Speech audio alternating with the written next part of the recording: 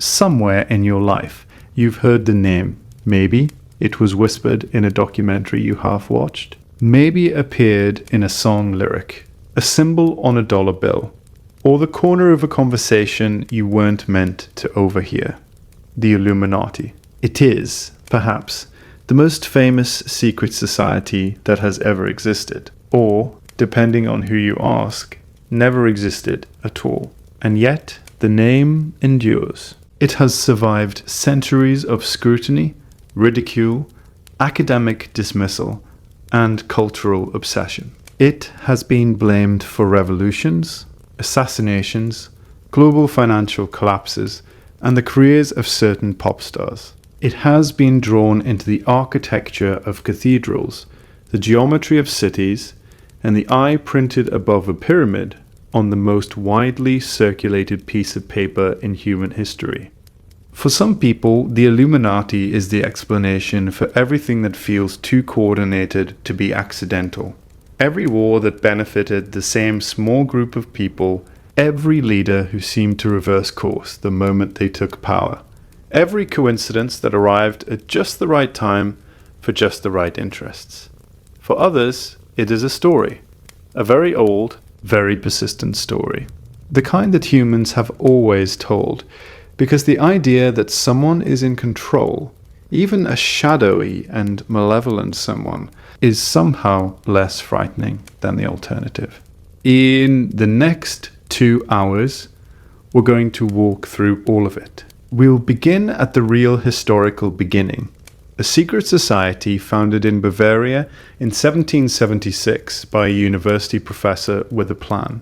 We'll move through the French Revolution, through the 19th century's occult revival, through the 20th century's paranoia, and all the way into the present moment, where the Illuminati lives not in candlelit lodges, but in YouTube thumbnails, rap lyrics, and Reddit threads read by millions.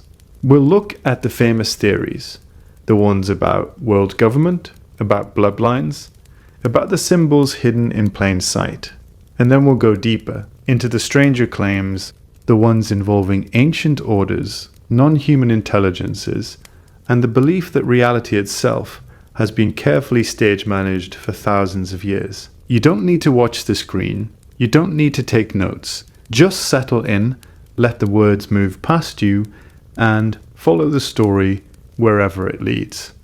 Some of what you're about to hear is documented history. Some of it is the sincere belief of researchers who have spent decades following these threads. Some of it is, by most accounts, fiction, though it is fiction that has genuinely shaped the world. We won't be deciding which is which tonight. That's not what this is for. This is for the quiet hours, for the space between wakefulness and sleep, where the mind loosens its grip on certainty and becomes willing to simply wonder. Whatever you believe by the end of this, or don't believe. The Illuminati is one of the most interesting mirrors humanity has ever held up to itself. Let's start at the beginning. The word Illuminati simply means the enlightened ones. It comes from the Latin illuminatus, to be lit, to have light cast upon you, to see clearly what others cannot. It is a beautiful word in a way, and it is a word that has been used by many different groups across many different centuries, each of them claiming in their own fashion to see more clearly than the rest of the world. There were Illuminati in Spain in the early 16th century, a mystical movement called the Alumbrados, who believed they had achieved direct union with the divine and had therefore moved beyond the need for the church as an intermediary. The Inquisition found this position deeply problematic. There were French Illuminés in the 17th century. There were various Rosicrucian orders across Europe that used the language of illumination. The word appeared in esoteric traditions, in Masonic degrees, in the titles of Hermetic lodges scattered across the continent.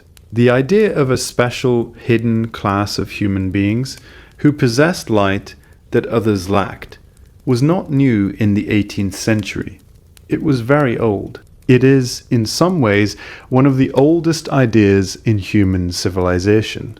But when most people say Illuminati, they mean one specific organization, one founding moment, one man.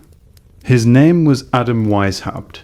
He was born in 1748 in Ingolstadt, Bavaria, a city in what is now southern Germany. His father died when Adam was young, and he was raised largely under the influence of his godfather, a man deeply embedded in the intellectual culture of the Enlightenment. Weishaupt grew up surrounded by books, by ideas, by the revolutionary philosophy that was quietly reshaping Europe in the 18th century. To understand Weishaupt, it helps to understand Ingolstadt.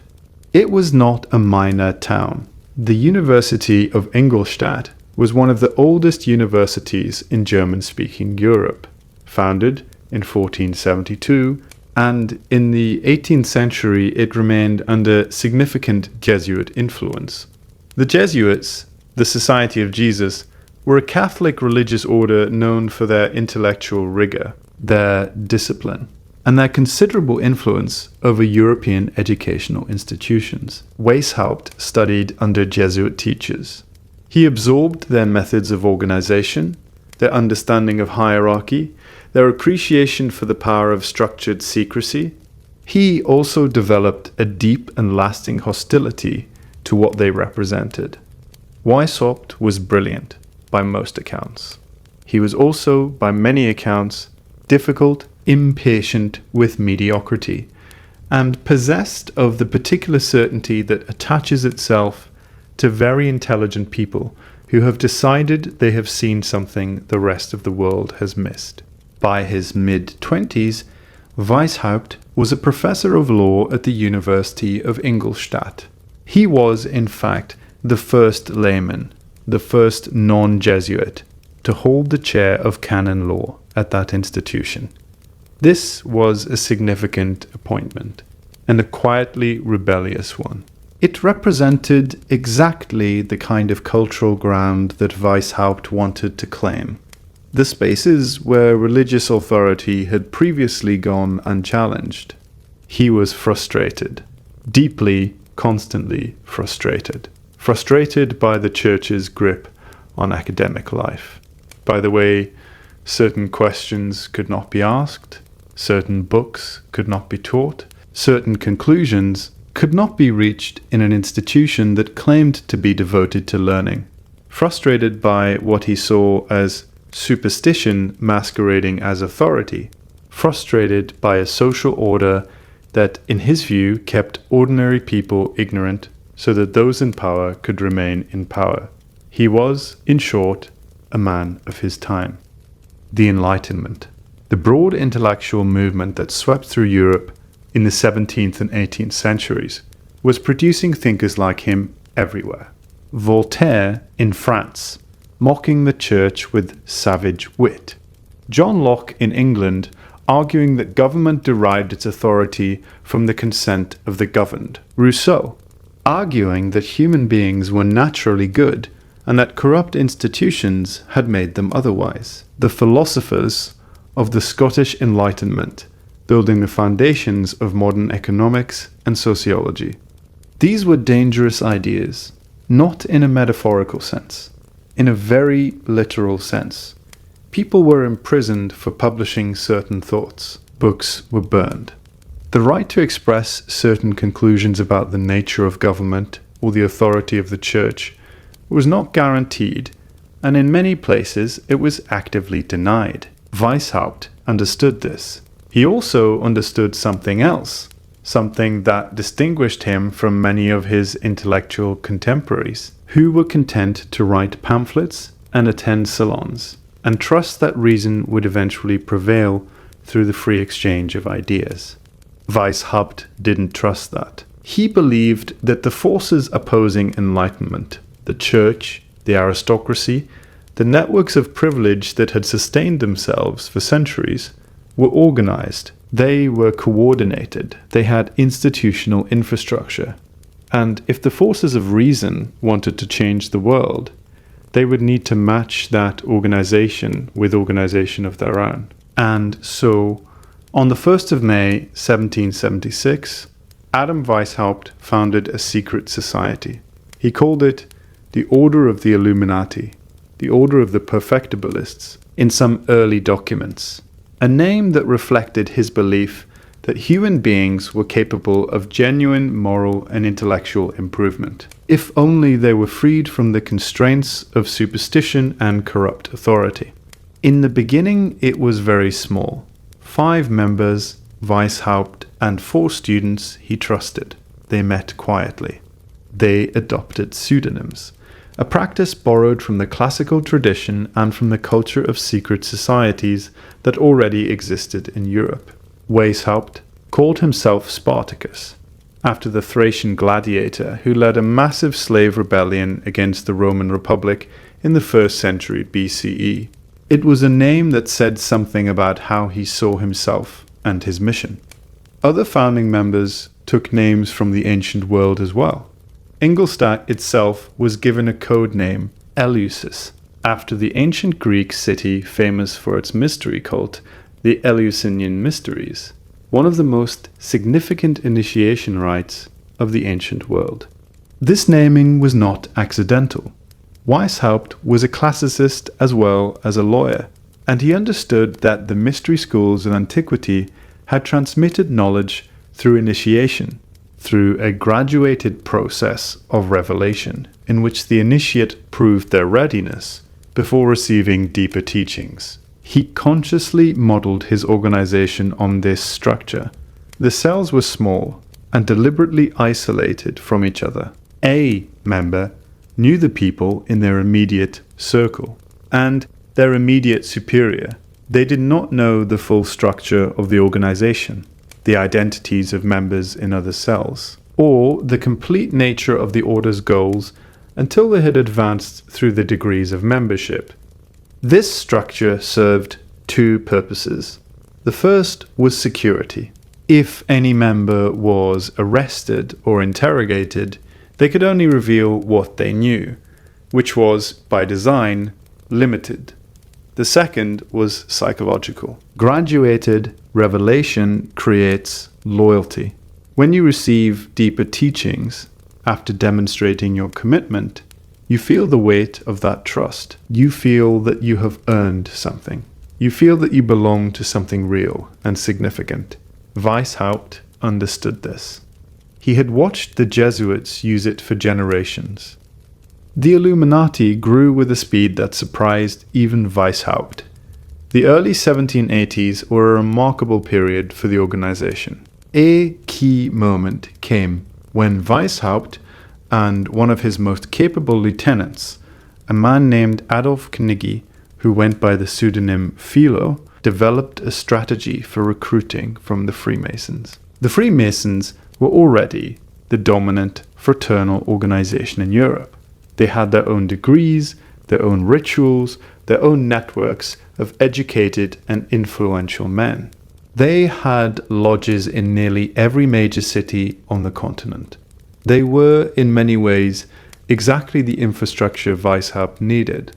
Knigge was a sophisticated operator. He moved through Masonic lodges, presenting the Illuminati's higher degrees as a fulfillment of Freemasonry, as a deeper wisdom toward which Masonic ritual was only the preparation. Many Masons found this compelling. The Illuminati absorbed entire lodges. By the early 1780s, the order had expanded dramatically. It had members across Bavaria, across the German states, in Austria, in France, in Italy. Some of the most prominent intellectual and cultural figures of the era were either members or closely associated with the organization. The poet Goethe was linked to the order, though the exact nature of his involvement remains a matter of historical debate. The Duke of Saxe-Weimar was reportedly a member, government ministers, professors, writers, merchants. The order had, in a remarkably short time, become a genuine network of European intellectual and political influence. At its peak, the estimates range, as they always do with secret organizations. but most historians believe the order had somewhere between 600 and 2,500 members. Some more generous estimates go higher.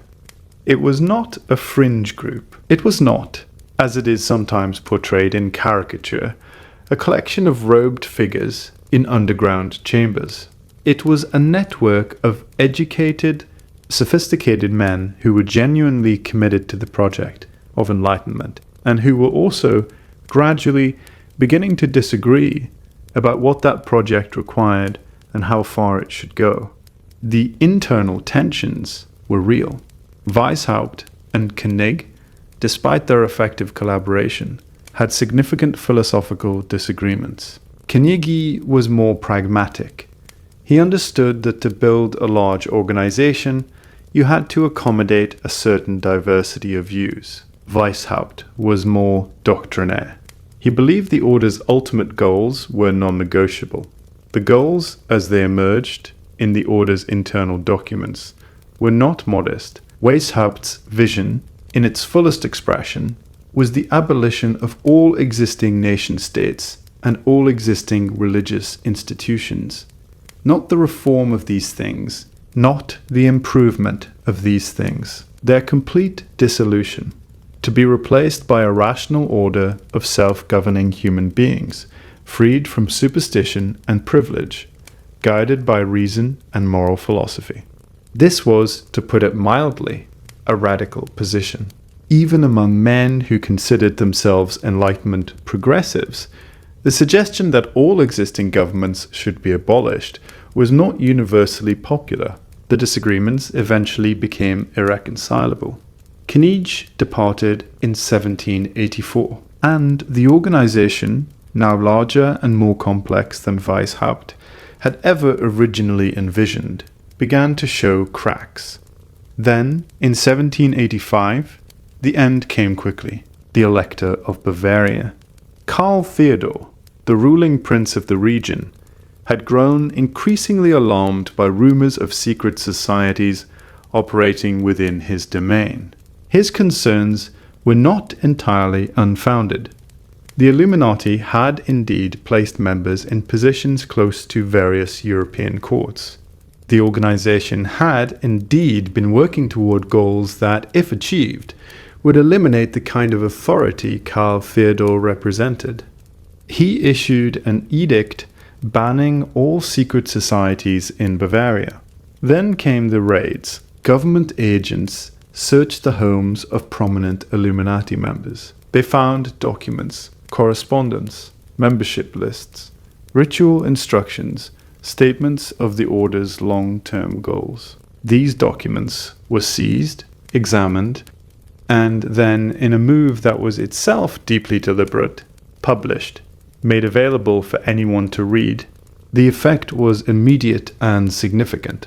The published documents confirmed what critics had suspected, and then some. The order's internal correspondence showed members discussing how to place Illuminati initiates in positions of judicial and governmental authority. It showed Weishaupt writing, in his own hand, about the long-term goal of dismantling religious and governmental institutions. It showed that the order had been operating at the highest levels of European society for years, largely undetected. For those who had always been suspicious of secret societies, this was vindicating. For those who had been members or sympathizers, it was catastrophic. For the general public, it was alarming. Weishaupt fled Bavaria ahead of the crackdown. He spent the rest of his life in the small German state of Saxe-Gotha, where the Duke, reportedly sympathetic, gave him protection and an academic position. He continued to write. He continued to argue that the Illuminati had been misunderstood, that its goals were noble, that the persecution of the order was exactly the kind of thing he had been warning about.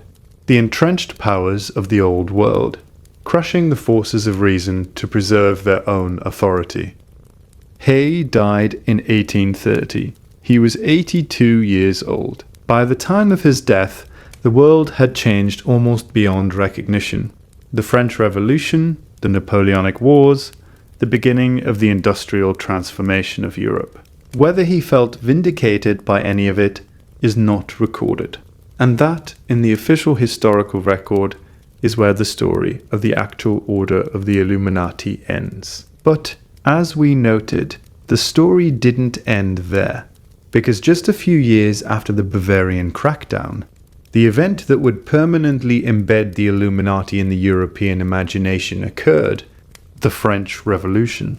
It is difficult to overstate how shocking the French Revolution was to the established order of Europe. In 1789, one of the most powerful monarchies on the continent collapsed under the weight of popular uprising, debt, and institutional failure. The king, Louis XVI, the anointed representative of divine authority in France, was arrested, tried, and on the 21st of January, 1793, he was guillotined in a public square in Paris before an enormous crowd. The church was not spared. Religious institutions were nationalized, priests were forced to swear loyalty to the new state, and for a period the revolutionary government attempted to replace Christianity entirely with a new civic religion, the cult of reason, and then the cult of the supreme being, neither of which lasted, but both of which signaled a willingness to dismantle the most fundamental institutions of Western civilization. The old order was being swept away, and to those who had built their lives, their identities, their entire worldview around that order, the nobility, the clergy, the conservative intellectuals of Europe, this was not simply a political development. It was something close to apocalyptic. Catastrophes need explanations. When things go wrong at this scale, the human mind does not easily accept that they were simply the result of accumulated pressures, bad harvests, mismanagement, and the slow failure of institutions that had been failing for decades. The mind looks for agency. It looks for intention. It looks for the hand that pulled the trigger. And in 1798, an explanation arrived. John Robison was a Scottish physicist and professor of natural philosophy at the University of Edinburgh. A serious academic, a fellow of the Royal Society of Edinburgh, not a pamphleteer or a crank. He published a book with the formidable title Proof of a Conspiracy Against All the Religions and Governments of Europe, carried on in the secret meetings of Freemasons, Illuminati, and Reading societies. Robison argued, at length and with considerable documentation, that the French Revolution had not been spontaneous. It had been engineered. The Illuminati and their allies in Masonic lodges had spent years since before the Bavarian crackdown, and continuing through it, quietly building networks of influence across Europe. They had placed their people in positions of authority. They had shaped public opinion, and when the moment was right, they had lit the fuse. Almost simultaneously, a French Jesuit priest named Augustin Baruel published his own multi-volume work, making a similar argument, that the revolution was the fruit of a deliberate conspiracy by philosophers, Freemasons, and Illuminati, working in coordinated secrecy toward the destruction of Christianity and legitimate government. Both books were widely read. Both were taken seriously by educated people across Europe and America. George Washington himself wrote a letter in October of 1798, responding to a minister who had sent him a copy of Robison's book. Washington acknowledged that he had no doubt the principles of the Illuminati had been attempting to spread themselves in America. He also expressed his belief that they had not made significant progress in American Masonic lodges, though he acknowledged the concern. That letter is real. It is held by the Library of Congress. And with these books, and with Washington's acknowledgement, the Illuminati conspiracy theory entered the mainstream of political thought in the Western world. No longer a rumor, no longer a whisper, but a published, debated, widely credited explanation for the most significant political upheaval of the age. It is worth pausing here, taking a breath, because this moment, this specific transition from documented history to interpretive leap, is the moment where everything that follows becomes possible. What was real? The Illuminati existed. It was founded by a real man with real ambitions. It grew into a real network of influence. Its documents really did describe plans to place members in positions of governmental and judicial power. It was really dismantled by a real government crackdown. All of that is in the historical record. What was interpretation? The step from this organization existed and had infiltration ambitions to this organization secretly engineered the French Revolution was a very significant step. It required assuming that an organization that had been publicly disbanded, whose documents had been seized and published, whose leaders were in exile, had somehow continued operating with enough coherence and coordination to direct one of the largest popular uprisings in human history.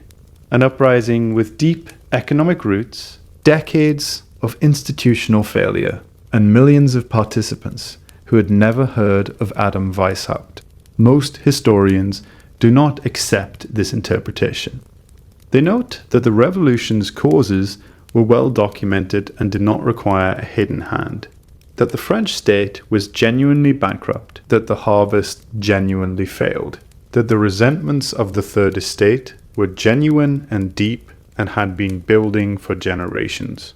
But the interpretation was made, and it was made by serious, educated people, not fools, not cranks, but men who looked at the speed and totality of the revolution's attack on the church and the monarchy and found it difficult to believe it had been accidental. That difficulty, that gap between the scale of an event and any explanation that doesn't invoke deliberate coordination, is the psychological engine that has driven the Illuminati theory for 250 years.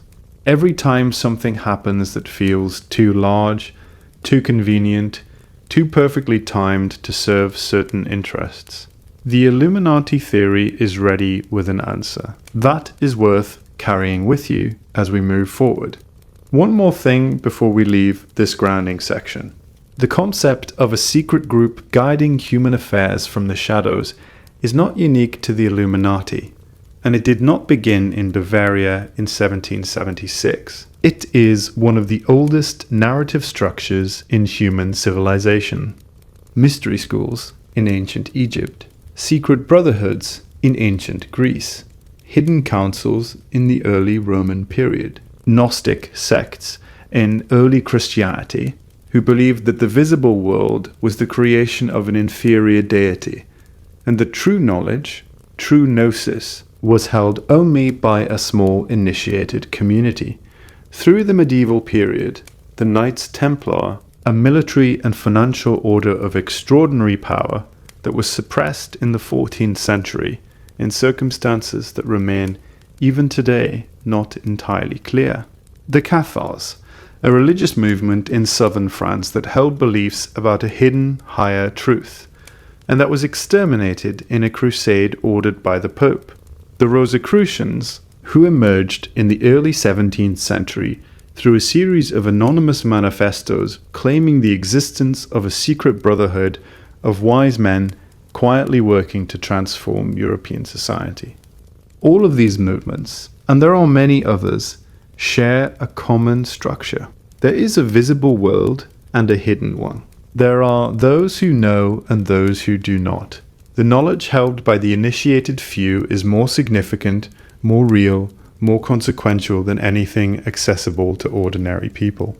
Whether this structure reflects genuine hidden realities, or whether it reflects something deep in human psychology, our intuition that there is always more to the story, always a layer beneath the surface, is a question we will return to throughout this evening. The Illuminati became the most famous vessel for this ancient idea, for several specific reasons. It was real. It was documented. It arrived at exactly the moment when the world was undergoing the most rapid transformation it had experienced in centuries. And it was, in the years immediately following its collapse, blamed for the most dramatic political event of the modern era. Those three factors, reality, timing, and the French Revolution, gave the Illuminati a cultural permanence that no other secret society has ever quite matched.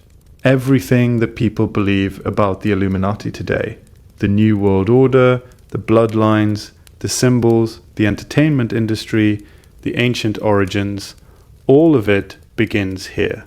With a real organization, a real man with real ambitions, a real collapse, and a very long silence that the human imagination has been filling in increasingly elaborate ways ever since. That context is important. Hold it loosely. Now, let's look at what people actually believe. Now we move into the theories themselves. These are the ones most people have encountered at some point. The ideas that have circulated widely enough to become part of the general cultural conversation.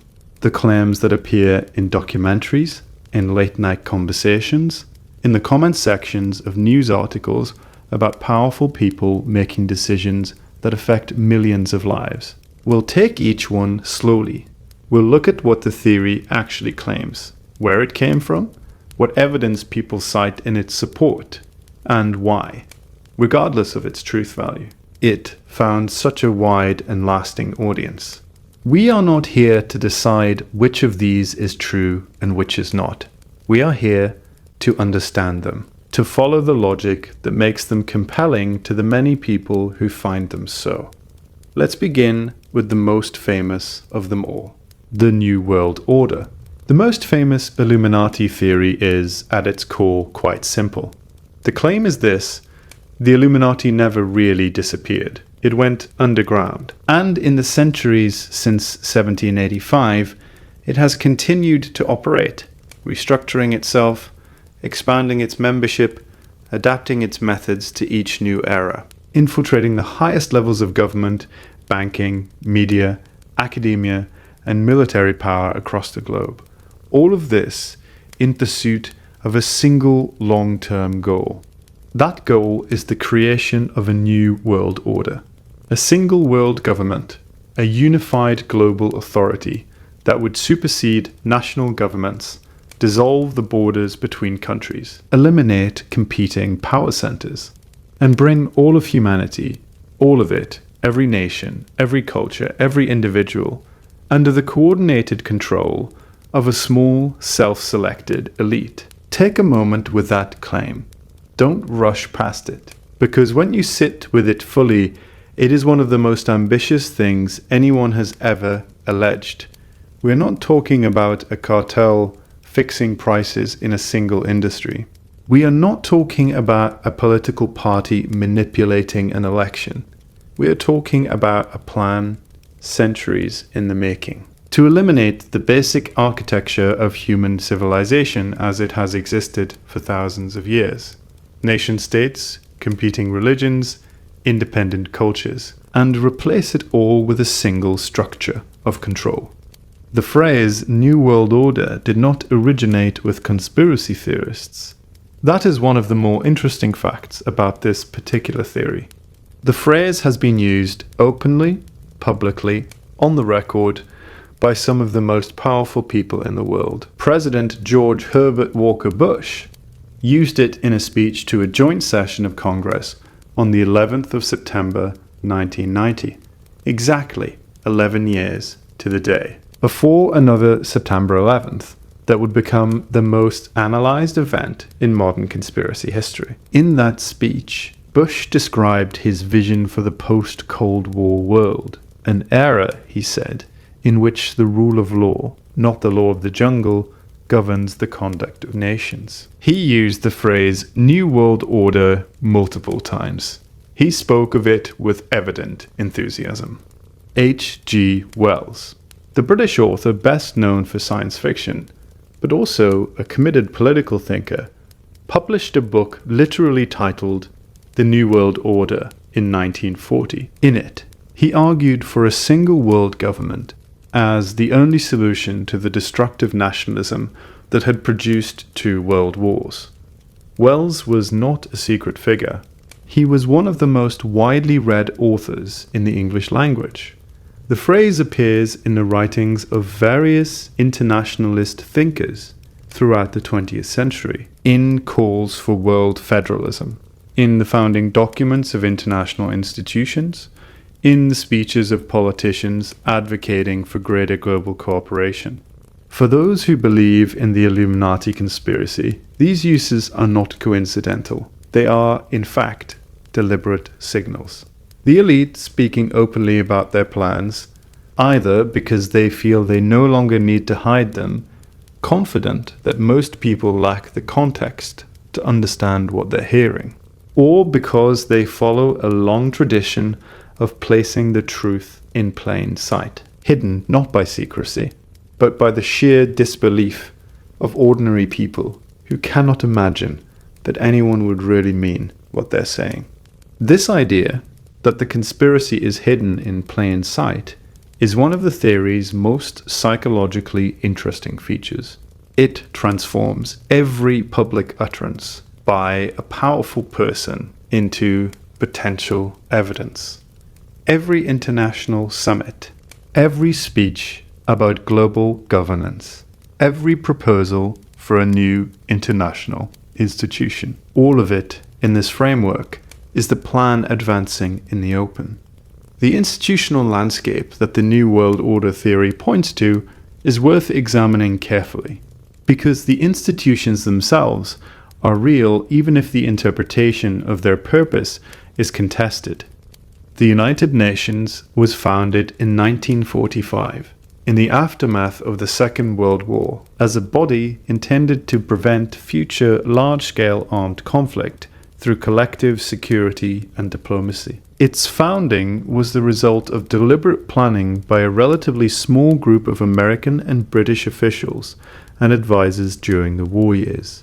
The vision of a post-war international order was shaped significantly by a group of intellectuals and policy professionals associated with the Council on Foreign Relations, itself a private organization founded in 1921 that has, in the decades since, provided a remarkable proportion of the senior foreign policy officials of every American administration, regardless of party. The World Bank and the International Monetary Fund were created at the Bretton Woods Conference in 1944, at a meeting of finance ministers and economic advisors held in a hotel in New Hampshire. The architecture of the post-war global economy, the dollar as the world's reserve currency, the framework for international lending, the structures of global trade, was largely decided at that meeting by a relatively small number of people in a relatively short period of time. The Bilderberg Group held its first meeting in 1954 at the Hotel de Bilderberg in the Netherlands, hence the name. It was organized in part by Prince Bernhard of the Netherlands and a Polish political advisor named Josef Rettinger, who envisioned it as a forum for building consensus among Western European and North American elites during the early Cold War. The meetings brought together politicians, bankers, industrialists, and intellectuals. For decades, no press coverage was permitted. No public record of discussions was released. Attendee lists were not officially disclosed. This was not a rumor. This was simply how the Bilderberg Group operated, openly and without apparent concern. For decades, the Trilateral Commission was founded in 1973 by David Rockefeller, a banker and philanthropist who was, at that time, one of the most connected private individuals in the world. Its stated purpose was to foster cooperation among North America, Western Europe, and Japan. Jimmy Carter was a member before he became president. So, was his national security advisor, Zbigniew Brzezinski, who was also the Commission's founding director. Each of these institutions has a public explanation for its existence. Each of those explanations is, on its face, plausible. International cooperation is a real and defensible goal. Elite networks have genuine uses in a complex world. The question, and it is a fair one, is whether the coordination that happens within these institutions is fully captured by the public mandates, or whether there is an additional layer of agenda setting that takes place in the conversations that never make it into any official record. We genuinely don't know. And the fact that we genuinely don't know is for many people itself telling. The evidence that New World Order theorists cite is largely circumstantial, but it has a texture worth attending to. The same families appear with remarkable regularity in the senior levels of finance and government, not just within a single generation, but across multiple ones. The same universities, a handful of them, concentrated in a small number of countries, supply an extraordinary proportion of the people who make decisions affecting billions of lives. The same private clubs and informal networks appear again and again in the backgrounds of people whose official positions seem otherwise unconnected. Policy decisions on interest rates, on trade, on military intervention, on the regulation of emerging technologies, tend to produce outcomes that concentrate wealth and power upward, regardless of which political party is nominally in power in any given country. This pattern is consistent enough that it has been documented and critiqued by mainstream economists and political scientists who have no interest in conspiracy theory wars. This is perhaps the sharpest observation in the New World Order framework. The major conflicts of the 20th and 21st centuries, World War I, World War II, the Korean War, Vietnam, the Gulf War, Iraq, Afghanistan, all of them, the theorists note, followed a consistent pattern. The countries that emerged most powerful were not always the declared victors. The financial institutions that profited most were not always those of the winning side. The post-war settlements consistently expanded the reach and authority of international institutions, the League of Nations, the United Nations, the IMF, NATO, at the expense of national sovereignty. Each war in this reading was also an opportunity to restructure the global order in ways that advanced the long-term project, regardless of which flags were raised at the end of it. Why has this theory resonated so deeply, so consistently across so many different cultures and decades? Partly because it offers coherence. The world, observed at scale, is full of events that seem to contradict the official explanations for them. Democracies that reliably produce policies their populations don't want. Markets that seem to fail in ways that consistently benefit the same parties. International institutions that claim to represent humanity, but whose leadership is drawn from an extraordinarily narrow slice of it. The New World Order theory takes all of these observations and provides a single, unified explanation. Not chaos, not accumulated failure, a plan. And partly, and this is important, because the alternative is in some ways more frightening, the idea that no one is in control, that the concentration of power and the erosion of accountability are simply emergent properties of complex systems operating without meaningful oversight. That is not a comforting thought. A world with a hidden plan is at least a world that someone understands. A world with no plan at all is considerably harder to navigate. The bloodlines closely connected to the New World Order theory, and in many ways its genealogical foundation, is the claim about bloodlines. The New World Order theory describes a structure a hidden hierarchy of power coordinating global events. The bloodline theory describes its membership, not a rotating group of the temporarily powerful, but a fixed hereditary network, a set of specific families who have maintained their grip on global affairs not for decades, but for centuries. In this telling, the Illuminati is not simply an organization that powerful people join. It is, at its core, a family matter, an inheritance. The knowledge, the connections, the agenda, these are passed down from generation to generation as deliberately and carefully as any aristocratic title. The most prominent name in this theory, historically and in the modern era, is the Rothschild family. Mayer Amschel Rothschild was born in 1744 in Frankfurt in the Jewish ghetto, a confined area of the city where Jewish residents were legally required to live, restricted in their movements, their professions, and their rights. He built a money-changing business, developed a talent for numismatics, the collection and evaluation of coins, and attracted the patronage of Wilhelm IX, the Landgrave of Hesse-Kassel, one of the wealthier German princes of the era. From this beginning, Mayer Amschel built something remarkable.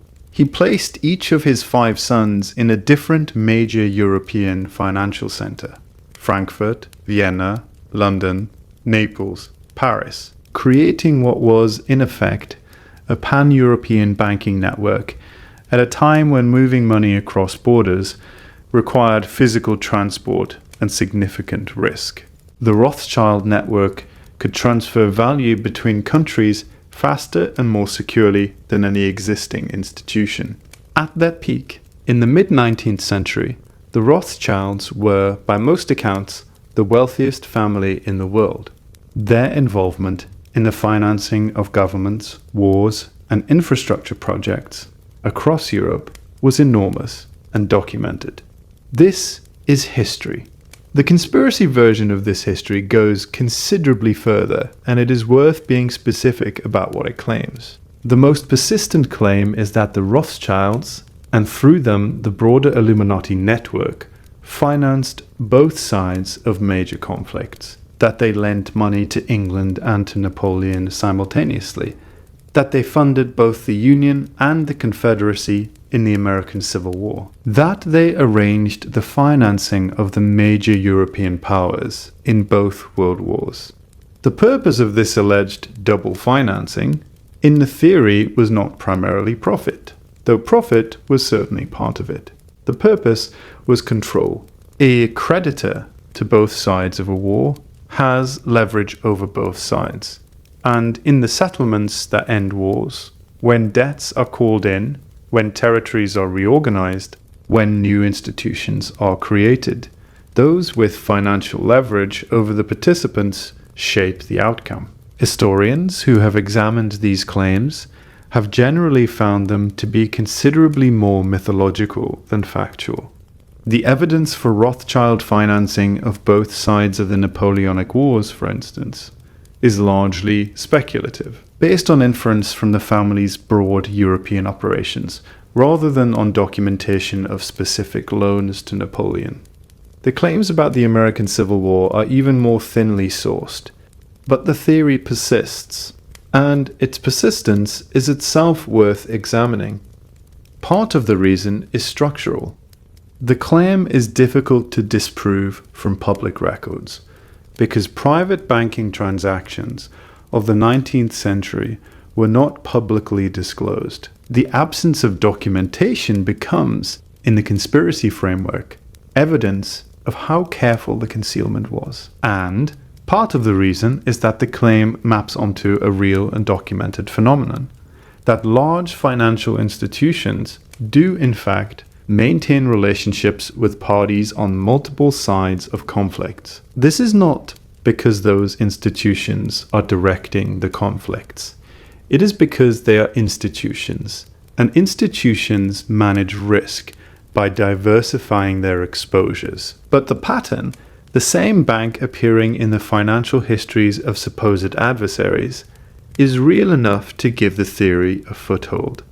The other families regularly named in bloodline theories, the Rockefellers, the Morgans, the Warburgs, the Harrimans, and, in the modern era, a shifting cast of technology and finance billionaires, share the structural similarity of appearing repeatedly at consequential moments in modern history.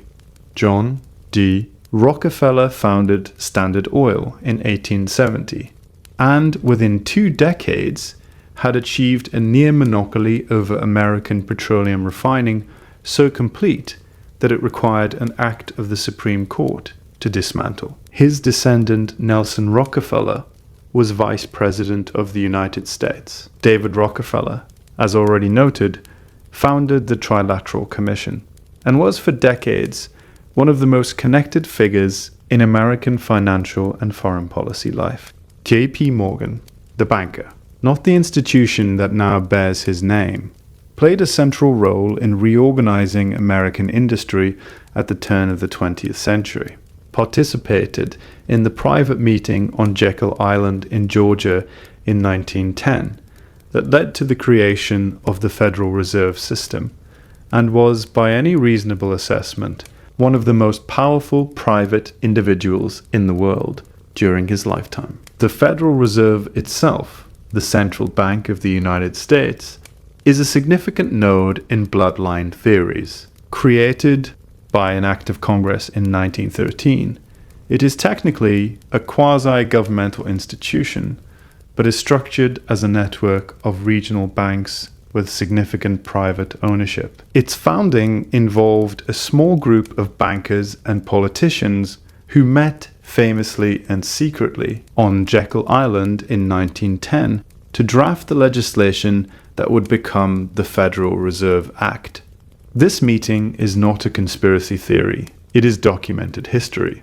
Senator Nelson Aldrich, several prominent bankers, including representatives of the Morgan and Rockefeller interests, and a handful of others gathered under cover of a hunting trip to draft a proposal for central banking in America. They traveled in private railcars, used first names only to avoid recognition, and spent a week working on what became the blueprint for the Federal Reserve. The participants later acknowledged and even described the meeting. Paul Warburg, one of the attendees, wrote about it. Frank Vanderlip, another attendee, wrote a magazine article about it decades later. The question the bloodline theory asks about the Federal Reserve is direct. If a private institution, substantially designed by the representatives of major banking dynasties, controls the interest rates and money supply of the world's largest economy, who is actually in control of that economy? And if that institution has operated largely outside the scope of the normal democratic accountability that governs other governmental functions, what does that tell us about the relationship between formal democratic government and actual power? These are not unreasonable questions. They are, in fact, questions that economists and legal scholars raise regularly. The Federal Reserve's accountability structure has been debated throughout its existence. The degree to which private banking interests shape its decisions is a legitimate subject of ongoing academic and political discussion. The bloodline theory takes these legitimate questions and extends them into a hereditary conspiracy. The same families, across generations, deliberately structuring the financial architecture of the world to serve their long-term interests at the expense of everyone else. It is worth noting again, clearly and without gloss, that the bloodline theory has a deeply troubling history. Its oldest and most virulent versions were explicitly anti-Semitic. The claim that a network of Jewish banking families was secretly controlling the world's finances was a staple of 19th century European prejudice, amplified enormously in the early 20th century by publications like The Protocols of the Elders of Zion, a document fabricated by Tsarist secret police that purported to be the minutes of a meeting of Jewish leaders planning world domination. The Protocols was exposed as a forgery within years of its publication by mainstream journalists who traced its text to an earlier satirical novel that had nothing to do with Jewish people. It was a fabrication. This is not disputed, and yet it circulated for decades. It was endorsed by Henry Ford, who published excerpts in his newspaper. It was cited in Nazi propaganda as justification for the systematic murder of 6 million people. The modern bloodline theory, in its most common forms, has largely, though not entirely, moved away from explicit anti-Semitism. The families named are more diverse. The framing is more often economic and political than racial. But the lineage exists, and anyone who encounters the bloodline theory should know it. What makes the theory compelling in its non-anti-Semitic form is a genuine observation that elite power networks are self-reinforcing. That concentrated wealth tends to beget more concentrated wealth. That the children of powerful people are, reliably and by design, placed in positions that allow them to become powerful people in turn. That the same educational institutions, the same social networks, the same informal channels of influence appear again and again in the biographies of consequential people across generations. Whether this represents the organic behavior of privilege in an unequal society or the deliberate perpetuation of a hidden agenda is a question the evidence does not definitively resolve. The conspiracy version offers a clean answer. The same families, the same knowledge, the same plan. Generation after generation, patient and uninterrupted across centuries. The symbols, perhaps the most visually compelling strand of Illuminati theory, and in many ways the most accessible, requiring no historical research, no economic analysis, no knowledge of banking law, is the one about symbols. You just need to look. According to this theory, the Illuminati has not simply controlled events from behind the scenes.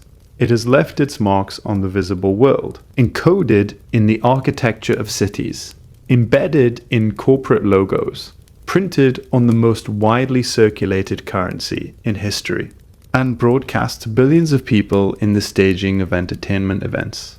The symbols are everywhere, the theory argues, and they have been there all along.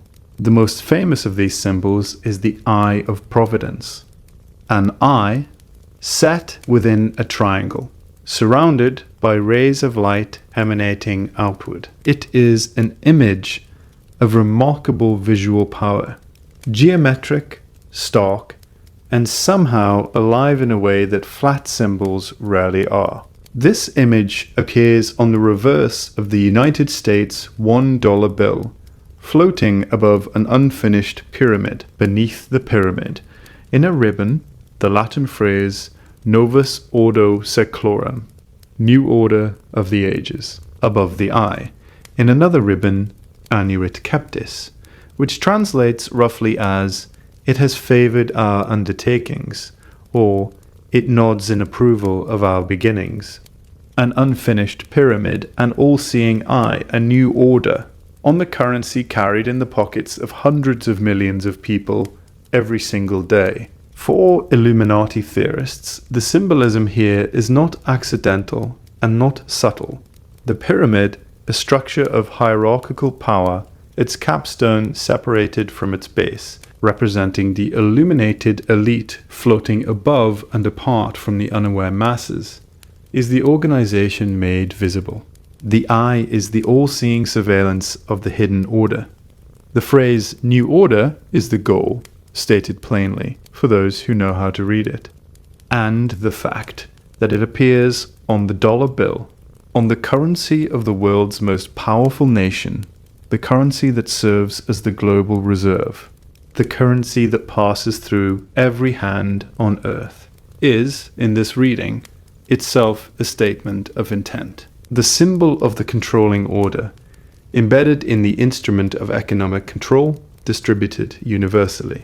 The historical explanation for these symbols is, as mentioned, less dramatic. The Eye of Providence was a standard Christian artistic motif in the 18th century, a representation of God's omniscient watchfulness over creation. It appeared in Catholic and Protestant churches alike, in paintings and manuscript illuminations, in the decorative programs of public buildings across Europe. It was a familiar, relatively unremarkable piece of religious visual vocabulary.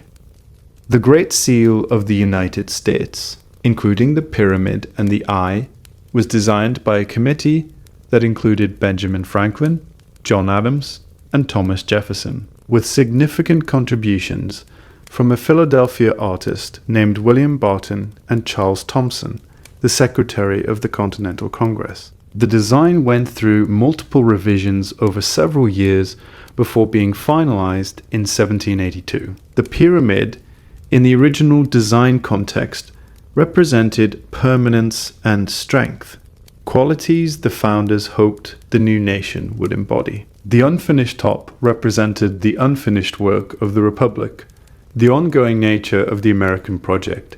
The eye above it represented divine providence watching over that project. The phrase Novus Ordo Seclorum was taken from Virgil's Eclogues, a line anticipating a new cycle of ages, which Thomson applied to the founding of the American Republic as a genuinely new kind of governance in human history.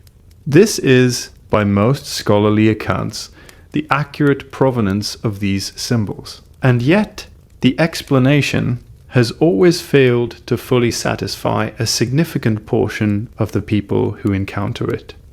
Why? Partly because the founding generation of the United States genuinely was deeply connected to Masonic and esoteric traditions. George Washington was a Freemason and took his presidential oath on a Masonic Bible. Benjamin Franklin was a Mason, a member of the Hellfire Club in England, a gentleman's society with a reputation for libertine and possibly occult activities, and one of the most esoterically curious minds of his era. The symbolism of the founding era was not accidental. It was deliberately drawn from classical and fraternal traditions that carried layers of meaning beyond the obvious. The question is not whether the symbols had meaning to the people who chose them. They clearly did. The question is what meaning, and whether any of that meaning was connected to a hidden organizational agenda rather than simply a shared cultural vocabulary beyond the dollar bill. The symbol theory extends across an extraordinary range of targets. The layout of Washington, D.C. has been analyzed repeatedly for occult geometries. The city's street plan, designed in the 1790s by the French-born engineer Pierre-Charles L'Enfant, uses radiating diagonal avenues overlaid on a grid, a design intended to connect important public buildings and create visual grandeur. When viewed from above, certain configurations of streets near the White House appear to form a pentagram, or, more precisely, 5 of the 6 points of a pentagram, with the 6th point absent or displaced. Proponents of the symbolic reading argue that the pentagram was intentional, that L'Enfant, or those who commissioned him, placed it deliberately, that the absence of the 6th point is itself meaningful. Urban historians and architectural scholars generally argued that the shape is an artifact of a complex design process, that L'Enfant's original plan was significantly modified, and that finding a pentagram in a street grid that covers many square miles requires a selective reading of which streets and intersections to include. Both of these readings are, in a technical sense, possible. Corporate logos have become a particularly rich subject for symbol theorists in the Internet era. The eye of providence, or visual approximations of it, appears in the logos or visual identities of a number of technology companies, media conglomerates, and financial institutions. The pyramid shape, or the triangle, appears in architectural branding, in financial institution iconography, In the design of retail and entertainment companies, the all-seeing eye, or a single emphasized eye, appears in fashion branding, in entertainment company logos, in the stylized iconography of television networks. The theorist's argument here is nuanced. It is not necessarily that every company displaying an eye or a triangle is individually a cell of the Illuminati. It is that these symbols function as a shared language, a visual code that communicates membership or allegiance to those who know what they mean, while remaining invisible as such to those who don't. This is incidentally not a new idea. The use of symbols as in-group identifiers is ancient and well documented. Early Christians used the ichthys, the fish symbol, as a covert identifier during periods of persecution. Medieval guilds had identifying marks. Freemasonry is built on a symbolic vocabulary that distinguishes initiates from the general public. The principle that a visual symbol can carry a second layer of meaning invisible to the uninitiated is not conspiracy theory. It is history. The debate is about whether the specific symbols appearing in corporate branding and currency in our era are instances of this phenomenon, or whether they represent the recycling of a shared Western visual tradition without hidden communicative intent. There is something worth pausing on here, separate from the question of truth.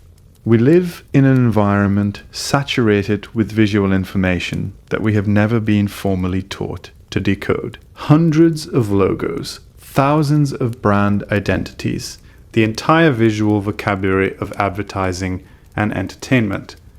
All of it is designed by people who know the history of these images, who draw on deep wells of symbolic tradition. Most of us consume this imagery without knowing its origins or its multiple layers of meaning. The symbol theory, at its most stripped down, is simply the observation that the world is full of meaning we were never given the tools to read. Whether the specific meaning the theorists find is really there, whether the eye on the dollar bill is a message from a hidden order, or a piece of 18th century Christian iconography repurposed for civic design, is a question that the symbols themselves cannot answer. They simply sit there, watching, as they always have, the entertainment industry. In the early years of the 21st century, the Illuminati theory underwent a significant transformation. It migrated out of the realm of political science and economic conspiracy and into one of the most intensely observed spaces in modern culture, the entertainment industry, specifically the music industry. And the theory that emerged from this migration reached audiences that the older, more politically focused versions of the Illuminati narrative had never touched.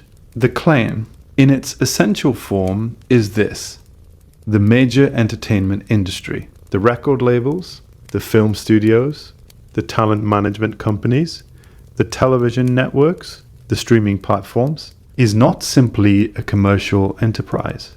It is, at its upper levels, an instrument of the Illuminati, an instrument of control, of cultural programming, and of something more personal, the harvesting of the attention, the emotional energy, and possibly the spiritual devotion of billions of people worldwide.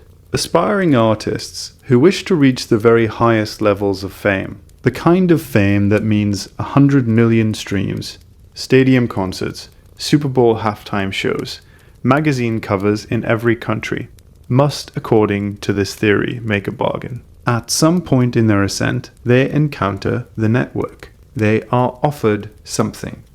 And in exchange for the fame and the wealth and the cultural power, they submit to the organization's direction. They allow their artistic output, their public image, their visual language to be shaped by the Illuminati's agenda. The cost, in the moderate versions of this theory, is artistic autonomy.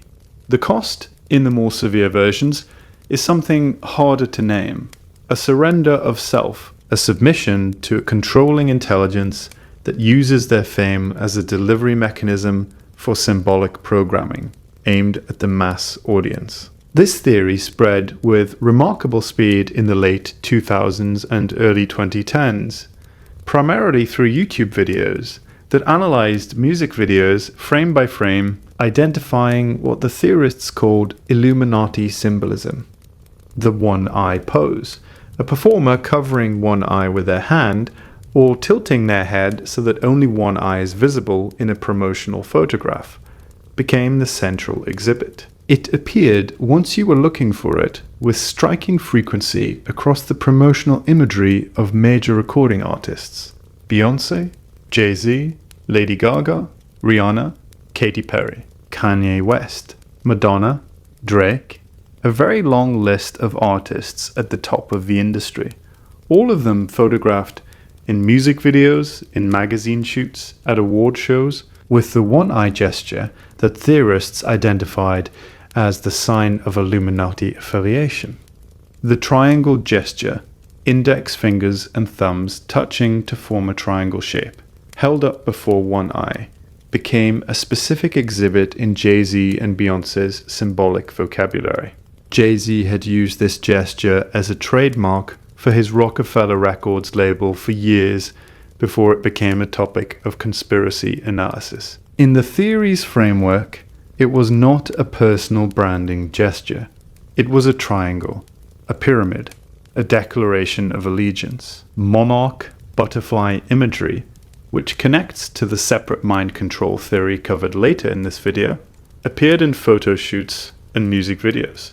References to alter egos, to multiple personalities, to initiation and surrender. In Beyoncé's Sasha Fierce, in Lady Gaga's The Fame Monster, in various Kanye West statements about the way the industry had shaped and constrained him, were read as coded testimony. The award show performances of this era became particularly intense subjects for analysis. The Super Bowl halftime shows, the Grammy performances, events watched by hundreds of millions of people simultaneously, featuring elaborate staging, specific symbolic imagery, and, in several cases, staging that, in the theorists' reading, functioned as mass ritual rather than mass entertainment. Beyoncé's Super Bowl halftime show in 2013, Katy Perry's in 2015, featuring a giant chessboard, which in many esoteric traditions is a symbol of duality and control. Lady Gaga's in 2017. Each of these performances was dissected at length, and in each case the theorists found what they were looking for. Why did this version of the Illuminati theory achieve such enormous reach?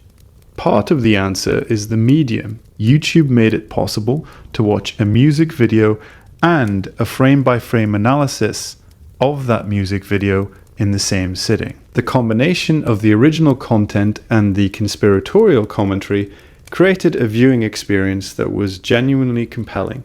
The familiar image suddenly defamiliarized. The known thing suddenly strange. Part of the answer is timing. The entertainment industry of the late 2000s was genuinely troubled in ways that were visible to anyone paying attention. Several of the most prominent artists of the era were visibly struggling. Britney Spears' very public breakdown in 2007, Amy Winehouse's decline and death, the erratic public behavior of Kanye West, the deaths at 27 of a remarkable number of significant musicians, a cluster that theorists noted with dark significance. The suffering of people who, by every external measure, had everything: the fame, the wealth, the platform, the adoration, was visible and real. It demanded explanation. The Illuminati theory provided one. The artists weren't simply struggling with fame and its attendant pressures. They had made a bargain, and the bargain had a cost. The breakdown wasn't mental illness or addiction or the predictable consequences of extreme stress in early adulthood. It was the system claiming what it was owed. And beyond the individual tragedies, The theory addressed something many people felt, but found difficult to articulate: the discomfort of watching an industry that claimed to celebrate creativity and individual expression actually produce, year after year, a remarkably homogenized cultural product. The same producers, the same sonic templates, the same visual aesthetics, the same handful of companies controlling the vast majority of what reached mass audiences. Whether this homogenization is the result of commercial logic, the well-documented tendency of large media corporations to optimize for the familiar at the expense of the original, or whether it reflects the deliberate output of an organization using entertainment as a delivery mechanism for specific cultural messaging, is a question the theory answers one way, and the industry's defenders answer another. What is interesting, in the clear light of even a skeptical gaze, is that both answers identify the same pattern. The only disagreement is about why it's there: political assassinations, and the hidden hand of all the Illuminati theories. The one about political assassinations is perhaps the most emotionally resonant, because it is not, at its foundation, about abstract structures of power. It is about people, specific people. People who, at specific moments in history, seemed to represent something that the existing order of things could not accommodate. People whose deaths, in several cases, sudden, violent, and followed by official explanations that many found unsatisfying, permanently altered the direction of history. The assassination of Abraham Lincoln in 1865. He was shot in a theater in Washington on the 14th of April, 5 days after the effective end of the Civil War, by a Southern actor named John Wilkes Booth. The official history presents this as the act of a Confederate sympathizer, part of a wider but disorganized conspiracy involving a small group of co-conspirators.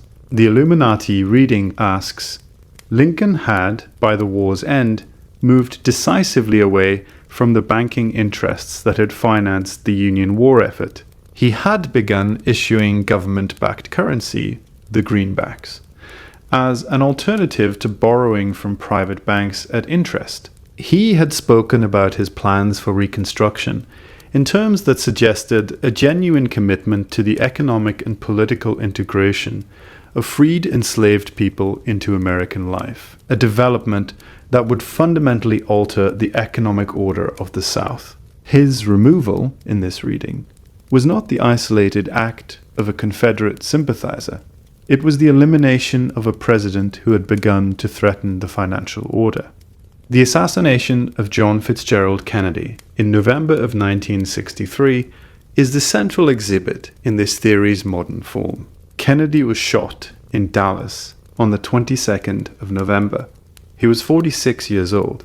He had been president for less than 3 years. The Warren Commission, established to investigate the assassination, concluded that he was shot by a single gunman, Lee Harvey Oswald, acting alone. Oswald was himself shot and killed 2 days later by a nightclub owner named Jack Ruby in the basement of the Dallas Police Headquarters on live television.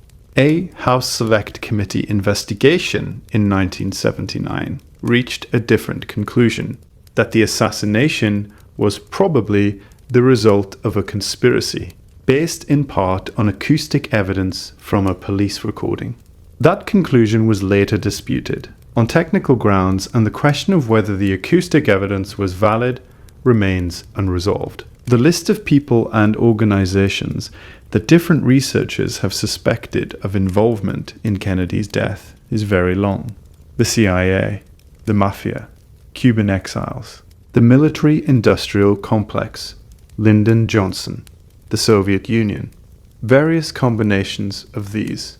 What the Illuminati theory adds to this already crowded field is a unifying framework.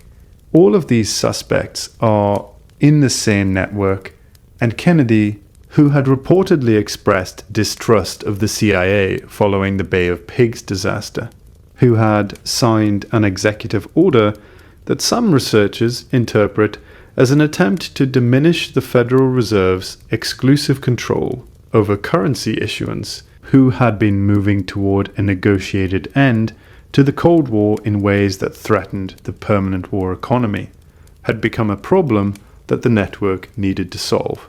The question the theory asks is the same. One it always asks, who benefited? The Vietnam War, which Kennedy had been reducing American involvement in, expanded dramatically under his successor. The Federal Reserve's authority was never seriously challenged again. The CIA, rather than being broken up as Kennedy had reportedly threatened, grew in power and budget throughout the following decades. The death of Dr. Martin Luther King Jr. in April of 1968 is another central case. King was shot on the balcony of the Lorraine Motel in Memphis, Tennessee. James Earl Ray was convicted of his murder. What is documented, not theory, but documented, is that the FBI under J. Edgar Hoover had been conducting an extensive illegal surveillance and harassment campaign against King for years. COINTELPRO. The FBI's counterintelligence program targeted King specifically. Agents sent him anonymous letters encouraging him to commit suicide. The FBI monitored his phone calls, his hotel rooms, his private life. The program was exposed by the Church Committee investigations of the 1970s and is now part of the public record. The Illuminati theory notes this documented history and asks the obvious question: if the FBI was willing to surveil, harass, and psychologically torment one of the most prominent civil rights leaders in American history, if these things are documented fact, what else was it willing to do? And at whose direction? The death of Princess Diana in Paris in August of 1997. A car crash in a tunnel following a high-speed chase by paparazzi photographers generated one of the most sustained conspiracy investigations in modern history. The British Intelligence Service, the Fayed family interests, the royal family itself, all were named at various points in theories about the crash. An official inquiry in 2008 concluded that the crash was caused by the grossly negligent driving of the pursuing photographers and the intoxicated chauffeur. The John Lennon assassination in 1980, the attempted assassination of Ronald Reagan in 1981, which occurred less than 3 months into his presidency. The gunman's family had documented social connections to the Bush family, a detail that theorists have found consistently interesting. In each of these cases, the theory follows the same logic. The official explanation identifies an individual actor, a lone gunman, a deranged fan, a drunk driver. The conspiracy reading looks behind the individual actor for the coordinating hand. It asks who had reason to want this outcome. It maps the subsequent history, the changes in policy, the shifts in power, the beneficiaries of the removal, and it finds a pattern. That pattern, in the Illuminati framework, is always the same network, the same long-term interests, the same patient elimination of anyone who, at their moment of greatest influence, seemed capable of genuinely disrupting the plan. The theory is, as noted, structured in a way that is difficult to disprove from the outside. Any investigation that finds no conspiracy is itself, in this framework, part of the cover. Any absence of evidence becomes evidence of how sophisticated the concealment was. This is a genuine epistemological problem with the theory. It is worth naming directly, but it is equally worth naming the genuine epistemological problem on the other side. We now know, not from theory but from declassified documents and congressional investigations, that American intelligence agencies conducted illegal domestic surveillance of political figures, that they used illegal methods to disrupt and neutralize civil rights organizations, that they planned and in some cases executed political assassinations in other countries. The CIA's involvement in the death of Patrice Lumumba in the Congo is documented, that they ran covert programs whose full scope was deliberately hidden from elected officials and from the public for years or decades. Given all of this, given the documented reality of these programs, the question of whether similar activities were directed at domestic political figures is not a paranoid fantasy. It is a question that the documented record leaves genuinely open. The Illuminati theory resolves that question very definitively by placing all of these activities within a single, unified, centuries-old coordinating structure. The official historical position resolves it by treating each documented program as a discrete institutional response to specific perceived threats, unconnected to any broader conspiratorial agenda. Both of these positions are, at their margins, more certain than the evidence strictly supports. The honest position, the one that the evidence actually warrants, is somewhere in the uncomfortable middle. Real coordination happened. Real crimes were committed in secret by powerful institutions. The full scope of those crimes is probably not yet known. Whether they were expressions of a unified hidden organization or of ordinary human institutions behaving badly under the pressures of perceived necessity and unchecked power, is a question that the public record does not yet fully answer. That uncertainty is not comfortable, but it is honest. And perhaps, on a quiet night, the honest uncertainty is more interesting than either of the clean answers on offer. We've covered the famous theories now, the ones that have circulated widely, that have shaped how millions of people think about power and history, and who is really making the decisions that govern their lives. These are the theories that surface in ordinary conversation, in mainstream documentaries, in the comment sections of news articles about the Federal Reserve, or the World Economic Forum, or the death of a public figure under ambiguous circumstances. Each of them draws on something real. Each of them extends that real thing into a framework that most historians find overreaching. Each of them has, over the course of many decades, and in some cases centuries, found an audience large enough and persistent enough to establish itself as a permanent feature of the cultural landscape. They will still be there tomorrow. For now, let's go deeper, because there are theories that make these ones look almost conservative by comparison. Now we move further out, away from the theories that most people have at least heard of, away from the conversations that still overlap in some places with mainstream history and politics. This is where the ideas become stranger, less grounded in publicly verifiable events, more reliant on interpretation, on synthesis, on the attempt to connect fragments across vast stretches of time into a single continuous story. For some listeners, this is where the theories become less convincing. For others, this is where they become more interesting. Either way, this is the deep end of the pool. Let's move slowly. The ancient origins, if you follow the Illuminati thread back far enough, past 1776, past Adam Weishaupt, past the Enlightenment, past even the medieval brotherhoods, some researchers believe you arrive at something much older, something that does not begin in Europe at all. According to this line of thinking, Weishaupt's Illuminati was not an original creation. It was a continuation, a rebranding, a modern expression of a much older tradition, a lineage of hidden knowledge that has been passed down carefully and deliberately across thousands of years. Depending on who you ask, that lineage begins in different places. Ancient Egypt is the most common starting point, sometimes Babylon, occasionally Atlantis, a civilization described in Plato's writings, often interpreted either as allegory or as a memory of something lost. The argument in its broadest form is simple. There has always been a divide between what is known and what is taught. In ancient societies, knowledge was not evenly distributed. Literacy itself was rare. Mathematics, astronomy, medicine, these were not subjects taught to the general population.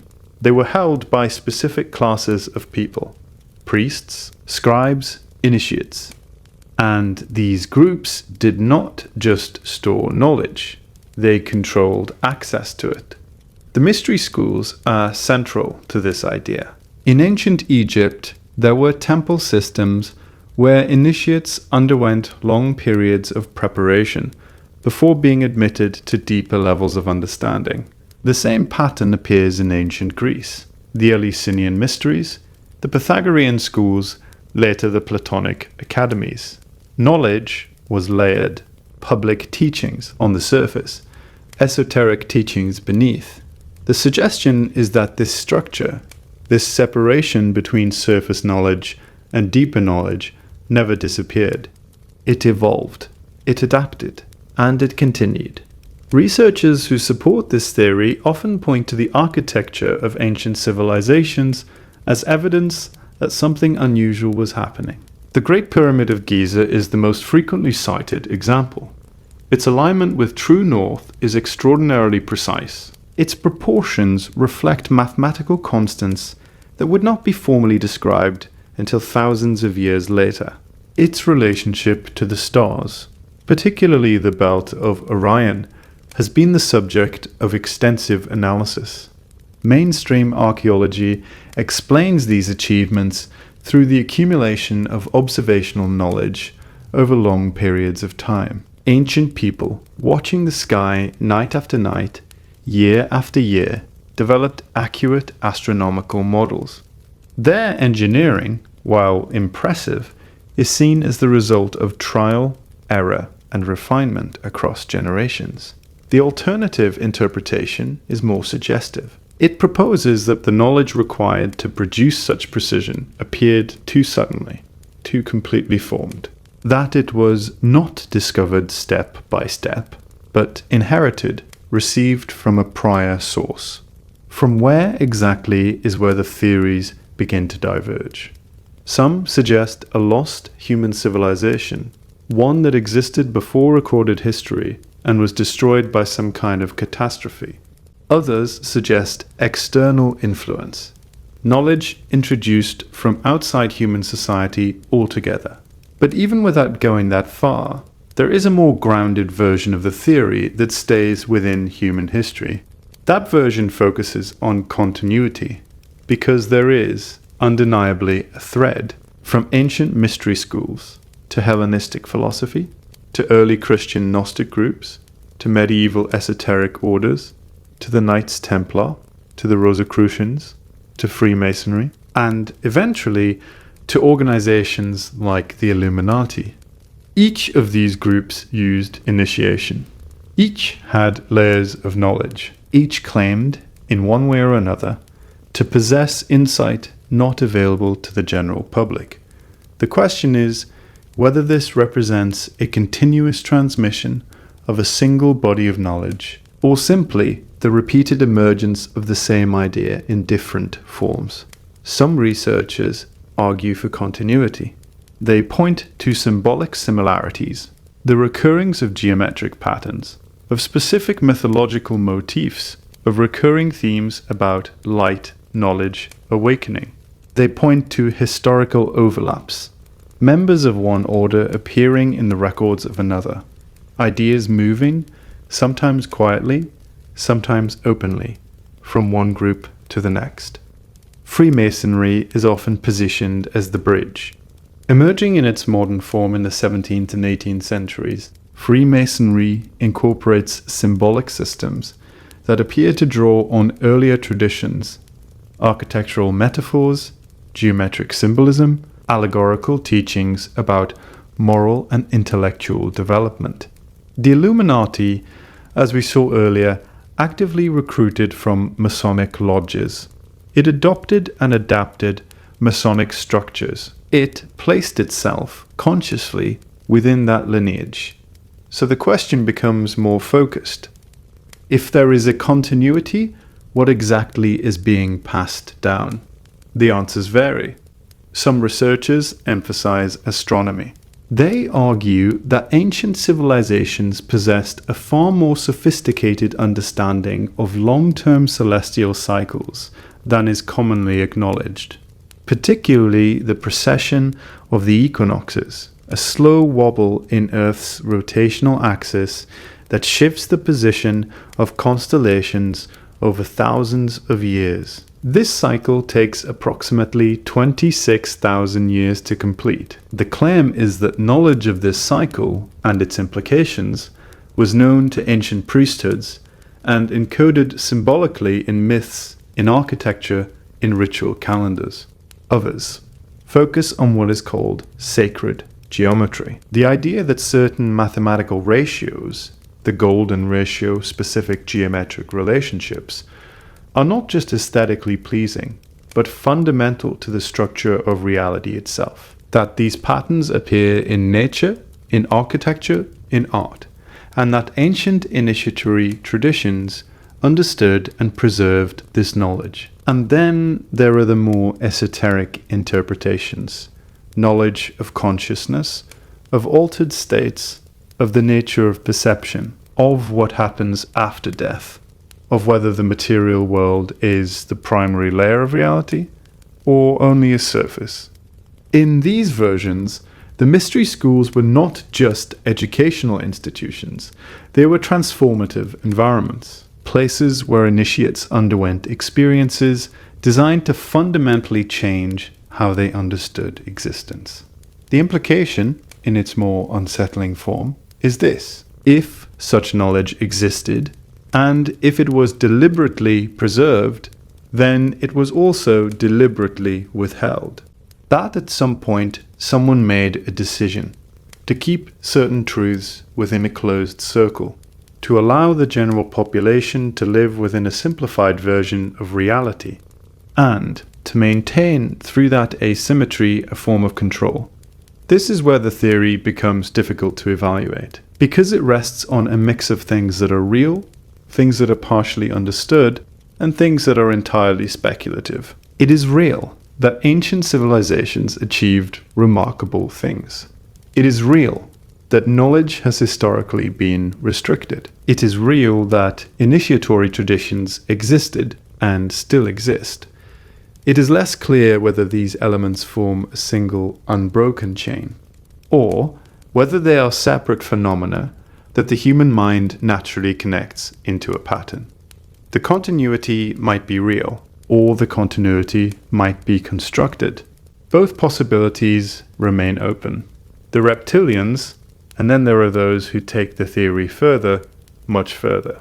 In the 1990s, a British author named David Icke began presenting a framework that absorbed many of the ideas we've already discussed: bloodlines, ancient origins, hidden control, and extended them into something much larger and much stranger.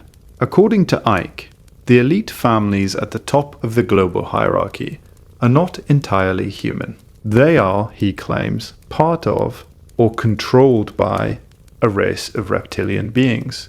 These beings, in his telling, originate either from another dimension or from another star system. They have been present on Earth for thousands of years, and they possess the ability to appear human. The bloodline theory in this framework becomes literal.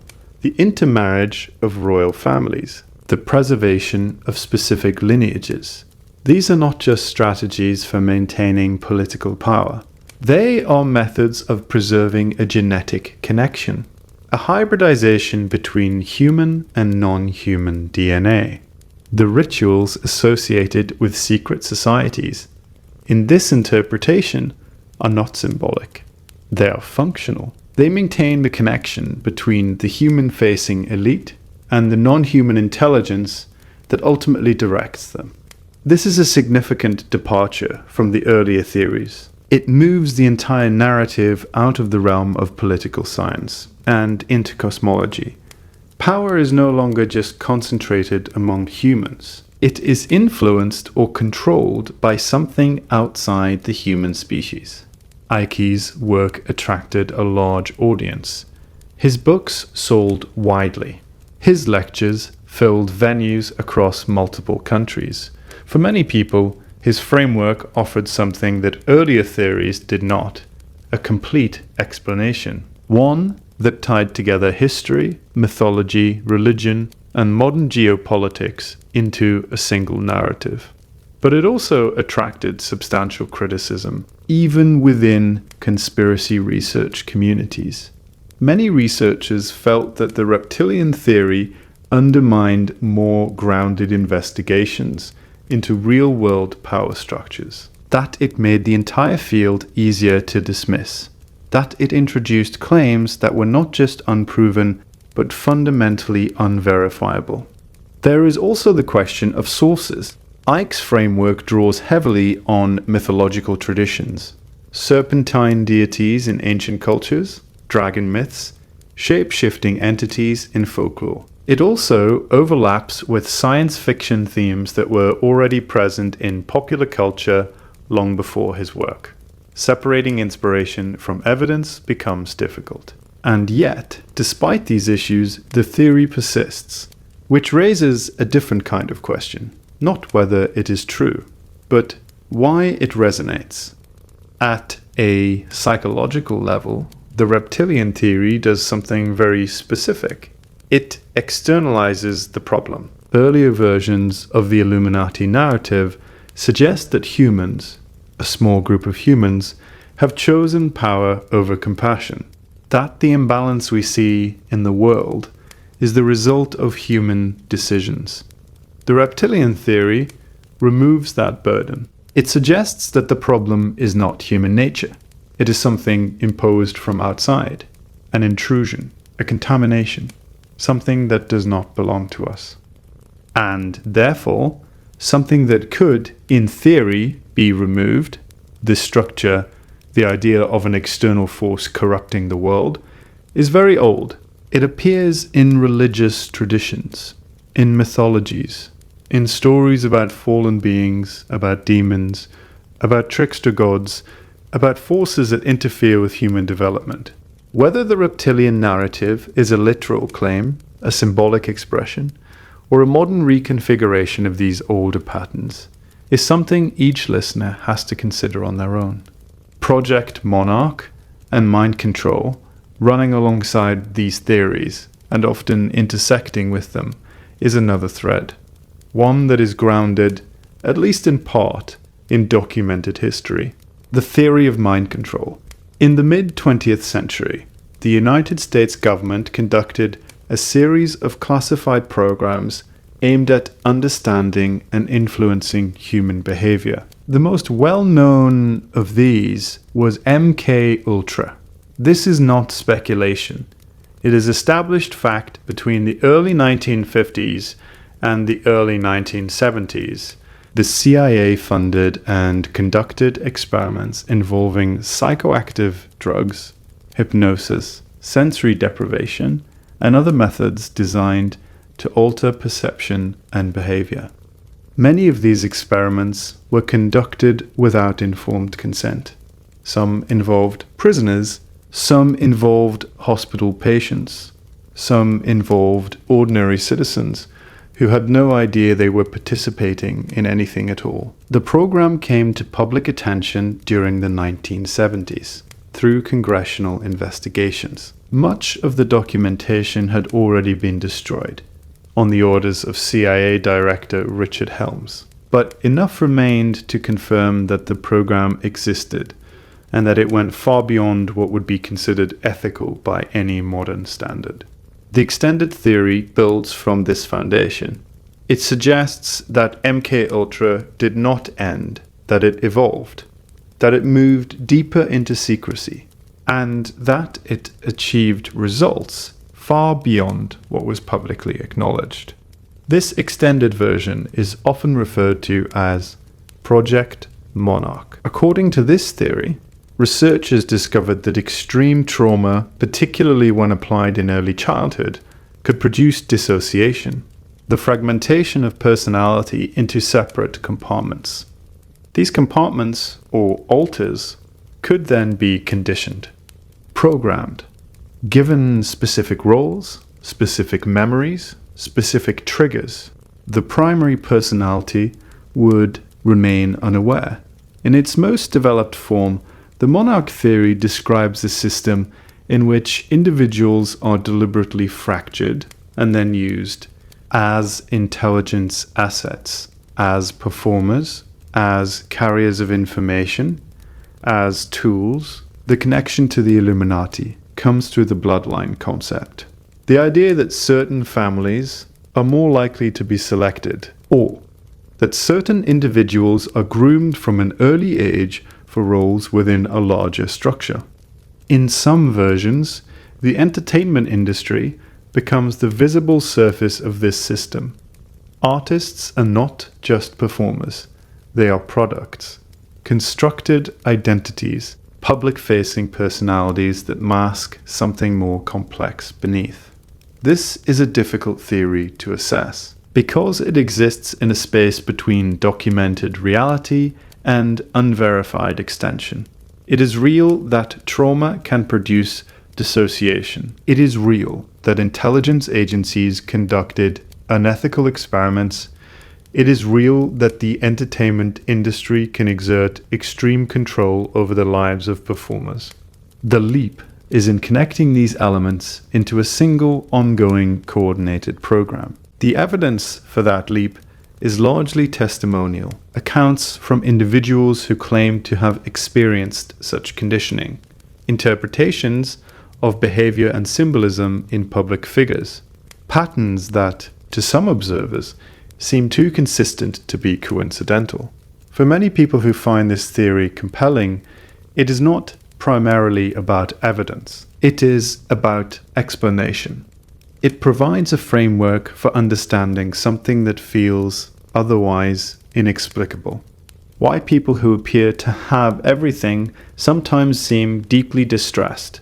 Why certain patterns of imagery and behavior repeat. Why the surface narrative of success does not always match the underlying reality. Whether that framework reflects an actual hidden system, or whether it is an attempt to make sense of complex and often painful human experiences, is not something that can be resolved easily. The Luciferian doctrine. There is one more layer to explore, and it shifts the entire conversation into a different domain. Some researchers argue that beneath all of the structures we've discussed, the politics, the economics, the symbolism, the cultural influence, there is a unifying belief system, a theology. They call it Luciferianism. In this context, Luciferia is not understood as a figure of pure evil. He is understood as the light bearer, the bringer of knowledge, the one who reveals what has been hidden. This interpretation draws on the original Latin meaning of the word Lucifer, light bringer, and on a broader esoteric tradition in which knowledge is seen as the highest value. The connection to the Illuminati is linguistic and symbolic. Illuminati, the illuminated ones, those who have received the light, those who see. The theory suggests that the hidden elite do not simply seek power for its own sake. They follow a worldview, one in which knowledge, particularly hidden knowledge, is the source of authority. One in which traditional moral systems are seen as constraints, and one in which the goal is not just control of society, but transformation of it. In the more developed versions of this theory, this transformation is described as an inversion, a reversal of traditional values. What was once considered sacred becomes optional. What was once considered transgressive becomes normalized. The boundaries between categories, moral, social, cultural, become less defined. This process is not presented as random. It is presented as deliberate. A gradual reshaping of the human environment. The evidence cited here is cultural. Changes in norms. Changes in media. Changes in the way certain ideas are presented and received. For some observers, these changes represent progress. For others, they represent erosion. The interpretation depends heavily on perspective. The Luciferian doctrine theory places these changes within a larger narrative, not just social evolution, but direction, a movement toward a specific kind of world. One in which traditional structures are replaced by new ones. One in which authority is redefined. One in which the relationship between humans and the idea of the sacred is fundamentally altered.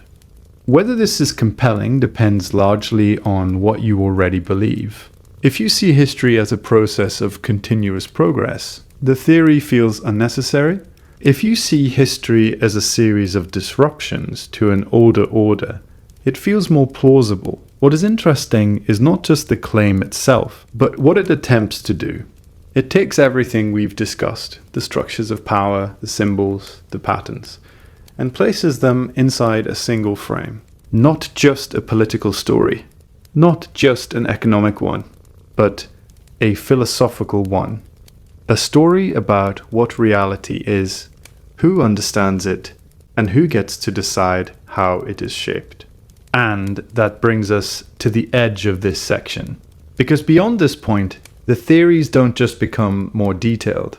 They become more personal. They begin to intersect with how each individual listener understands the world. What feels true? What feels possible? What feels like a story? For now, it's enough to notice the pattern. Each layer goes a little deeper. Each explanation becomes a little more expansive.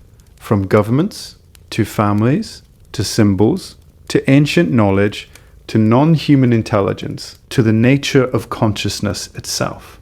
A widening circle, one that, depending on how you follow it, can either feel like a map or like a maze. Absolutely, here is the continuation, keeping the same calm, drifting tone and moving deeper into the next layer of the script, the hidden schools. If the ancient origins theory suggests that secret knowledge was preserved through the ages, then the hidden schools theory asks a more specific question. Who exactly preserved it? The answer in conspiracy literature is usually some variation of the same idea. Not kings, not governments, not churches in the ordinary sense, but closed circles of initiates, a chain of small protected communities that guarded fragments of an older understanding and passed them forward under different names.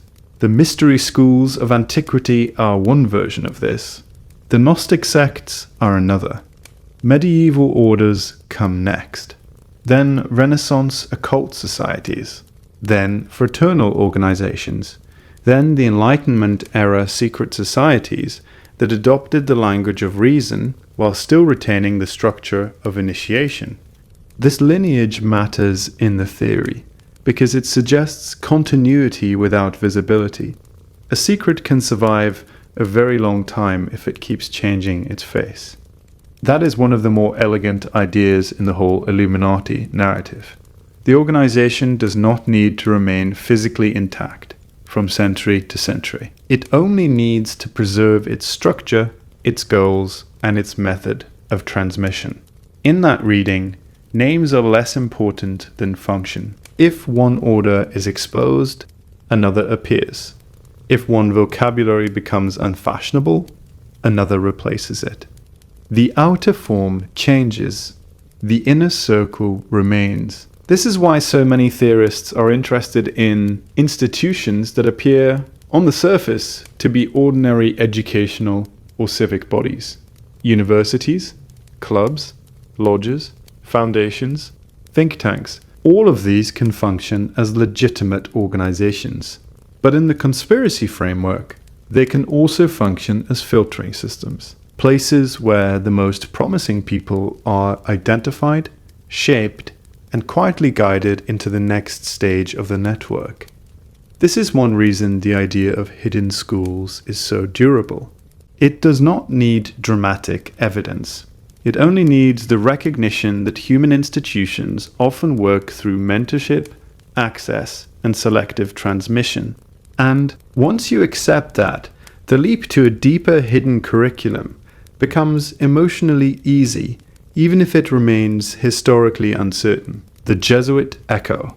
One of the recurring features in Illuminati-adjacent theories is the suspicion of the Jesuits.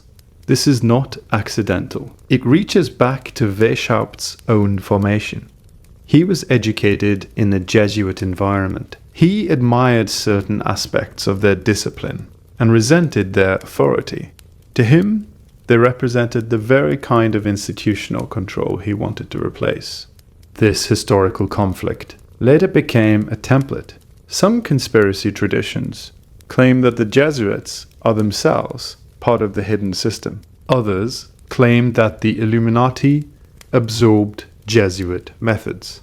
Still others argue that both orders are expressions of the same ancient strategy: disciplined, hierarchical, and operating through concealed influence. What makes the Jesuit comparison interesting is not that it proves the theory. It doesn't. It is that the Jesuits really were one of the most effective organizational structures in early modern Europe. They built schools, missions, political alliances, and networks of influence that extended across continents. They were intelligent, strategic, and extraordinarily capable. For conspiracy thinkers, that makes them useful as a model. A real organization, already using secrecy and discipline, becomes evidence that hidden orders can and do exist. The leap from institutional effectiveness to global conspiracy is large, but the emotional path from one to the other is short. The occult renaissance. By the 19th century, the Illuminati narrative began merging with a different current: occult revival. This was the era of spiritualist sciences, hermetic societies, theosophy, ceremonial magic, and renewed interest in ancient esoteric texts. To a modern reader, these worlds can seem separate from politics, but in the conspiracy tradition, they are often part of the same story. Because if the hidden elite is not merely a financial network, and not merely a political one, then the question becomes broader. What is their worldview? What are they trying to do? The occult revival offered a vocabulary for that answer. If you are a conspiracy theorist in the late 19th or early 20th century, and you want to explain why the same elite networks seem to recur in finance, government, and media, occult language gives you a framework: ritual initiation, correspondence between visible and invisible worlds, the idea that power is not only material but symbolic, that symbols themselves can shape reality. That knowledge is not just information, but transformation. In that world, the Illuminati become not just administrators of a hidden order, but participants in a spiritual system. The world is no longer governed only by politics. It is governed by metaphysics. The Saturnine thread, another theory that appears frequently in the deeper end of Illuminati literature, concerns Saturn. This is one of the more esoteric strands, but it is common enough to warrant a slow walkthrough. Saturn, in classical mythology, is associated with time, limitation, harvest, and, in some interpretations, the cold structure of matter itself. In some occult traditions, Saturn becomes a symbol of restriction, death, and hidden law. Conspiracy researchers sometimes identify Saturn as the planetary principle behind the Illuminati project. The argument varies, but the general outline is this. The ruling elite do not merely want wealth or governance. They want order, absolute order, structure, control over time, over matter, over limitation itself. Saturn becomes the symbolic patron of systems that compress human life into measurable, manageable units: schedules, debt, hierarchy, bureaucracy. the things that make modern civilization function. In some interpretations, the black cube, a recurring geometric object in occult and esoteric imagery, becomes linked to satanic symbolism. The cube is a perfect structure, closed, contained, measured from every side. It appears in religious iconography, in modern art, in city design, in corporate aesthetics. To conspiracy theorists, this is not coincidence. It is architecture of meaning. Whether that meaning is ancient memory, symbolic inheritance, or simply pattern recognition gone wild, is, as always, open to interpretation. The black cube. The black cube deserves its own moment. It appears in a surprising number of contexts. The Kaaba in Mecca, black monoliths in films, corporate installations, fashion branding, experimental art, modern architecture. In the conspiracy imagination, the cube often symbolizes containment and control, a perfected enclosure, a form that defines space by limitation. Some theorists link the black cube to Saturn, others to ancient mystery cults, others to a more abstract idea of material reality as a prison structure. The cube is useful in the narrative because it can mean many things at once. It can be a sacred object. It can be a symbol of authority. It can be a container. It can be a clue. It can be all of these depending on who is looking at it. And that flexibility is part of its power. Symbols survive because they are interpretable. A symbol that can only mean one thing is fragile. A symbol that can carry several layers of meaning can live for centuries. The world stage, one of the more persistent deep theory ideas, is that the entire public world is a stage set, not literally, in the narrow sense, but structurally.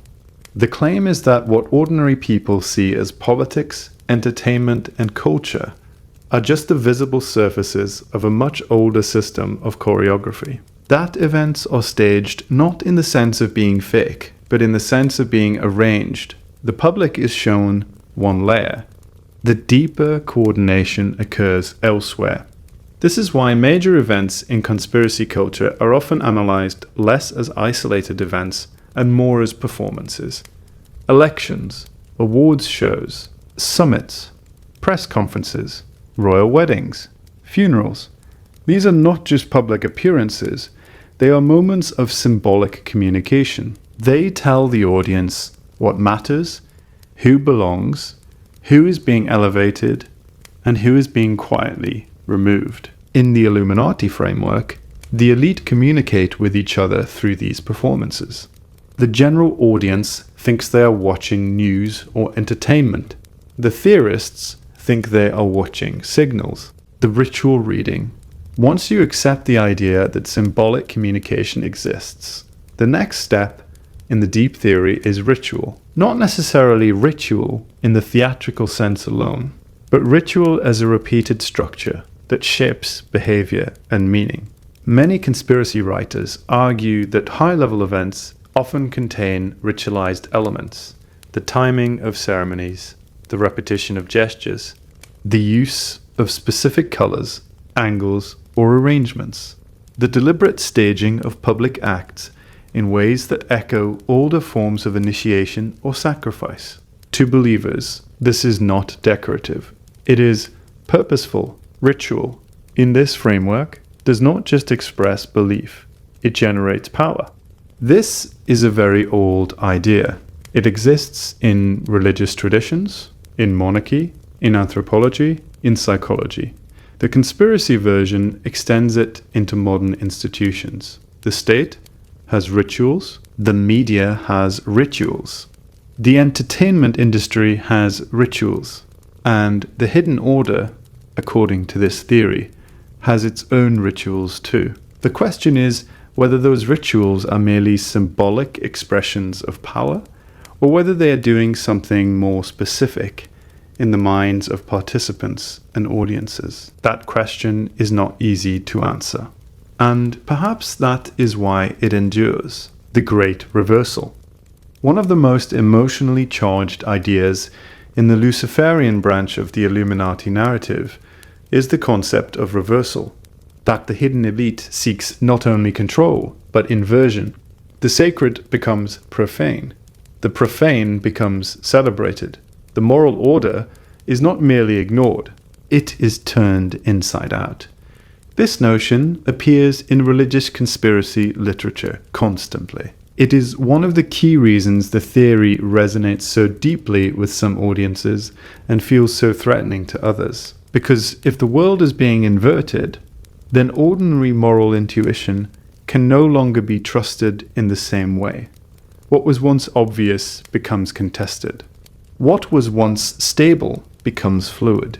What was once shameful becomes fashionable. In the theory, this is not randomness. It is strategy. A society that has lost its center is easier to manage. A culture that no longer agrees on the meaning of basic categories is easier to steer. This idea is especially powerful because it overlaps with real historical change. The 20th century did see enormous shifts in religion, sexuality, family structure, media, and social authority. Some people experienced those shifts as liberation. Some experienced them as loss. The Illuminati theory simply frames the same changes as part of a larger hidden project. Why it persists. At this point, it's worth asking a quieter question. Not whether the theory is true, but why it persists so reliably across generations. Why it keeps returning. Why it never quite disappears. Part of the answer is obviously cultural. People like stories that tie many things together. A fragmented world is stressful. A world with one hidden explanation can feel easier to hold. But there is more than that. The theory survives because it is parasitic on real structures. There really are elite networks. There really are closed institutions. There really are visual codes. There really are examples of secret coordination in history. There really are institutions that behave differently in public than they do in private. So the theory never has to invent everything from scratch. It simply starts with something real and extends the line, sometimes too far, but not from nowhere. The limits of proof. One of the reasons these theories are so hard to settle is that their strongest claims often live in spaces where proof is naturally scarce.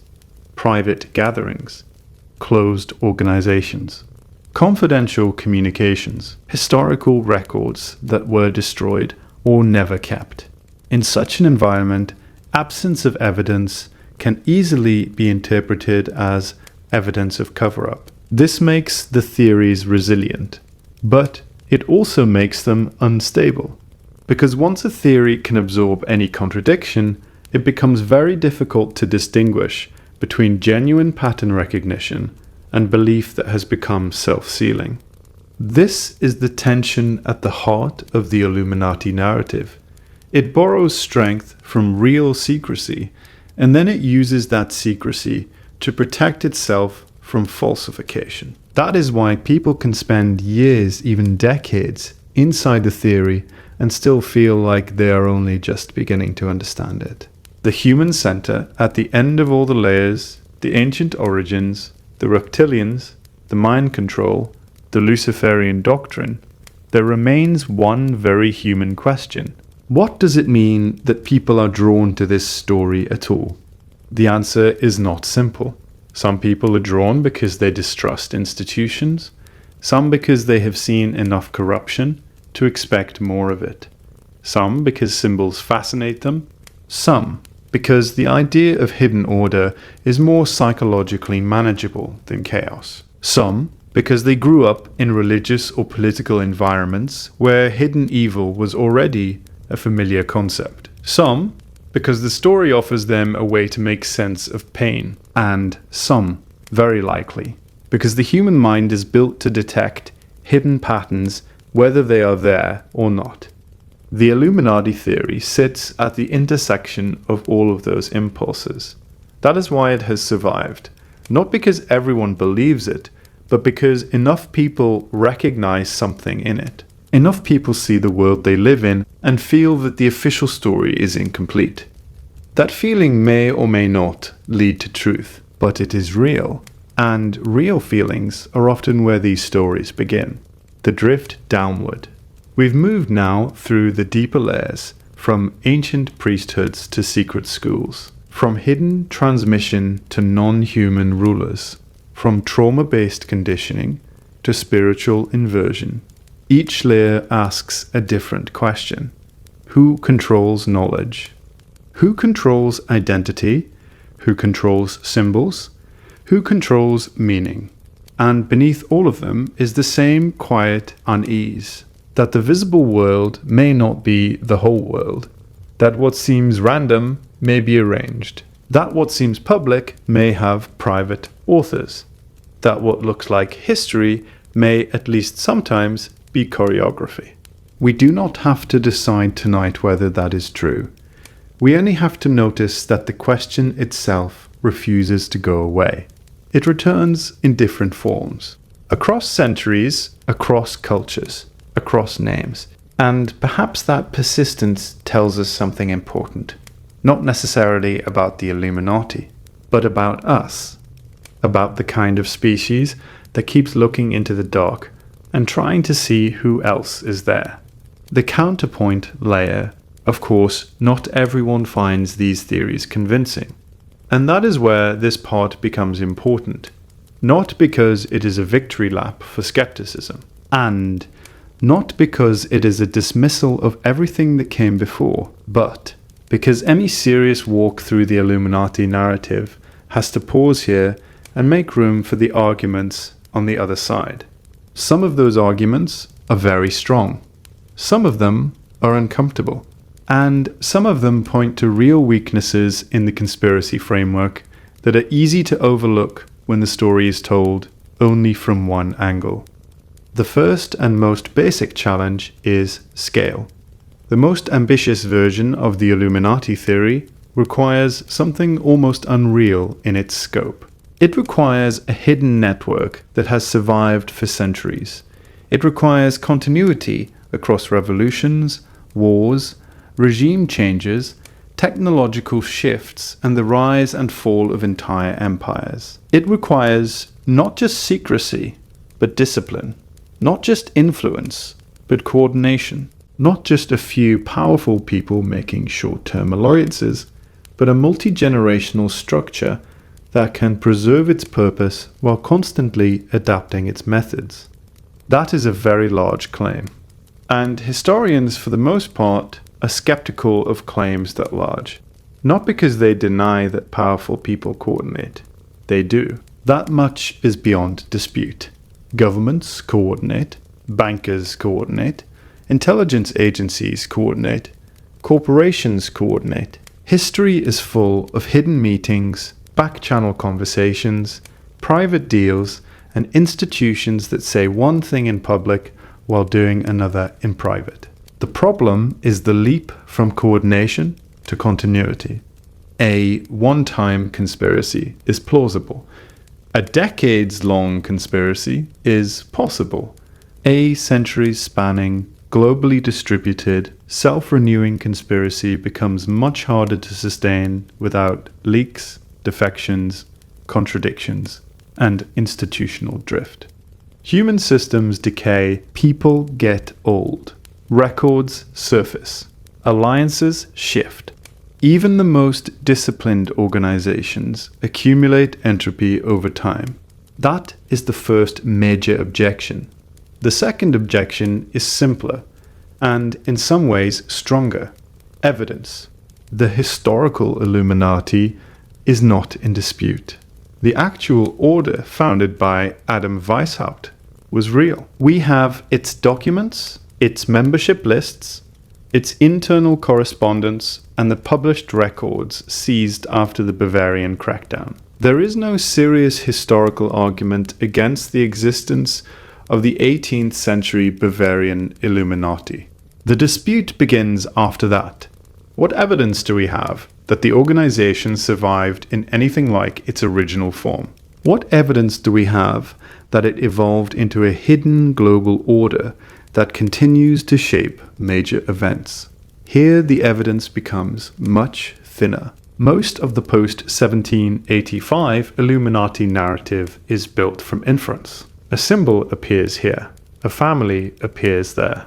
A meeting happens in secret. A policy seems to benefit a narrow set of interests. A political event follows a suspicious pattern, and all of these are woven together into a broader story. That is not irrational by itself.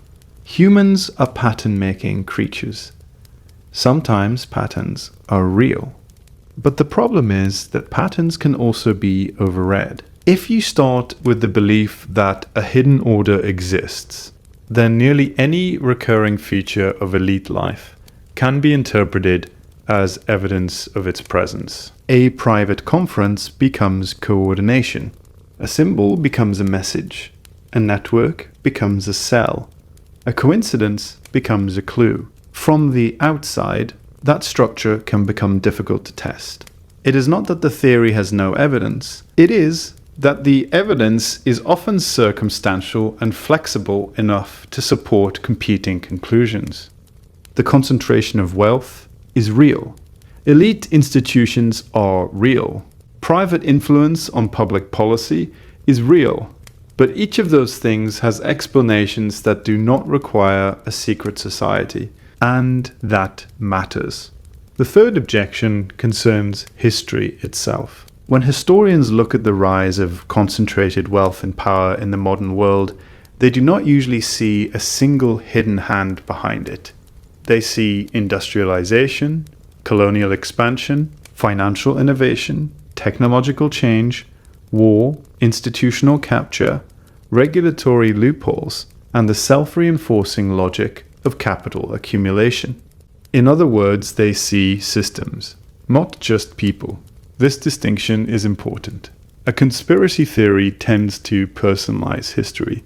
It says, in effect, that a group of people decided how things would go, and then made them go that way. A historical systems approach says something more diffuse and, in some ways, more unsettling.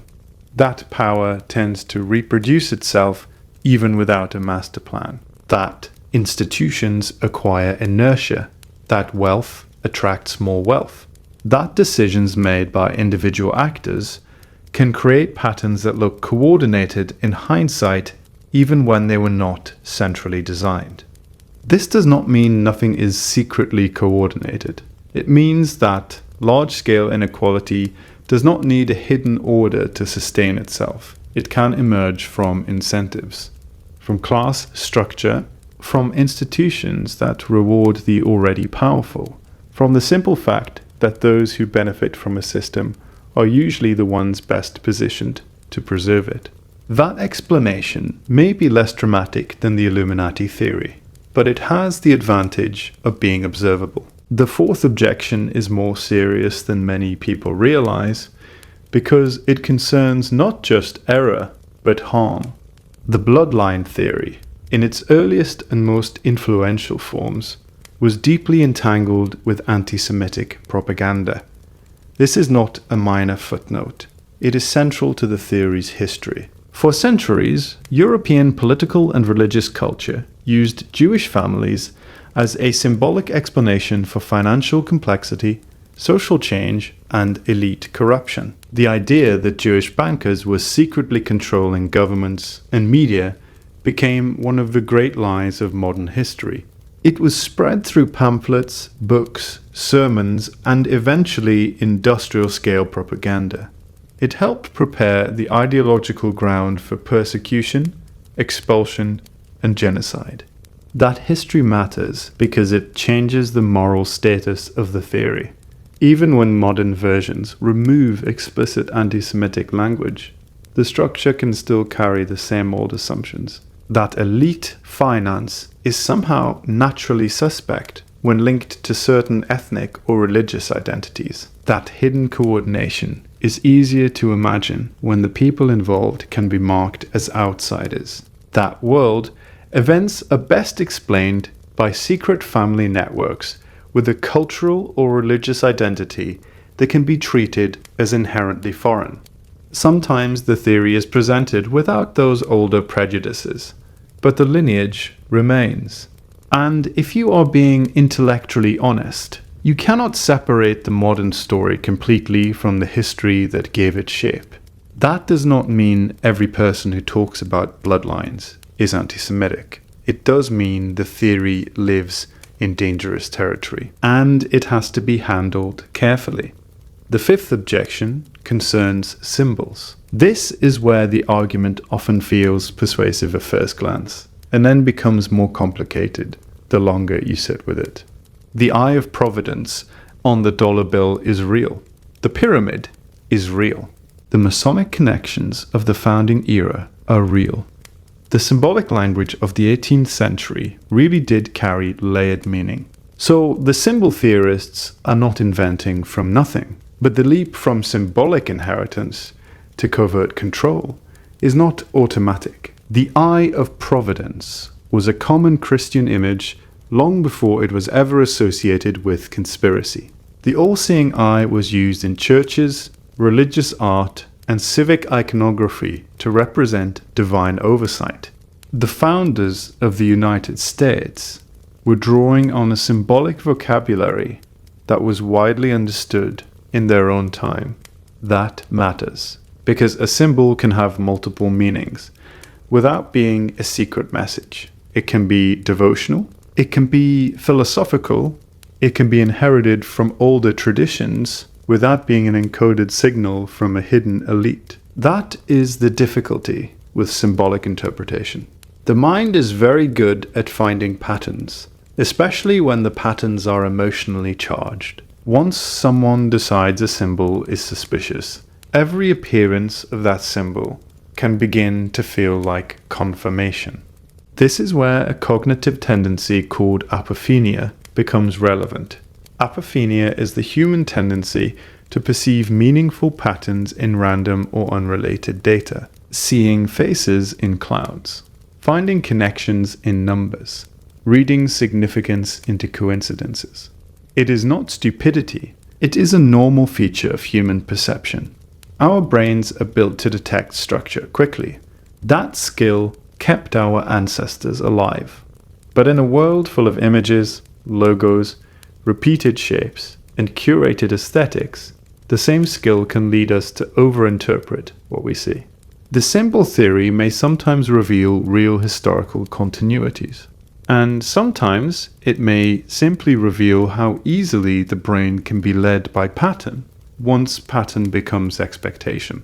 The sixth objection concerns the entertainment industry. This one is especially important because it sits at the intersection of a real observation and a speculative explanation. The observation is simple. The entertainment industry is exploitative. That is not controversial. Young performers are managed aggressively. Their image is controlled. Their labor is extracted. Their privacy is invaded.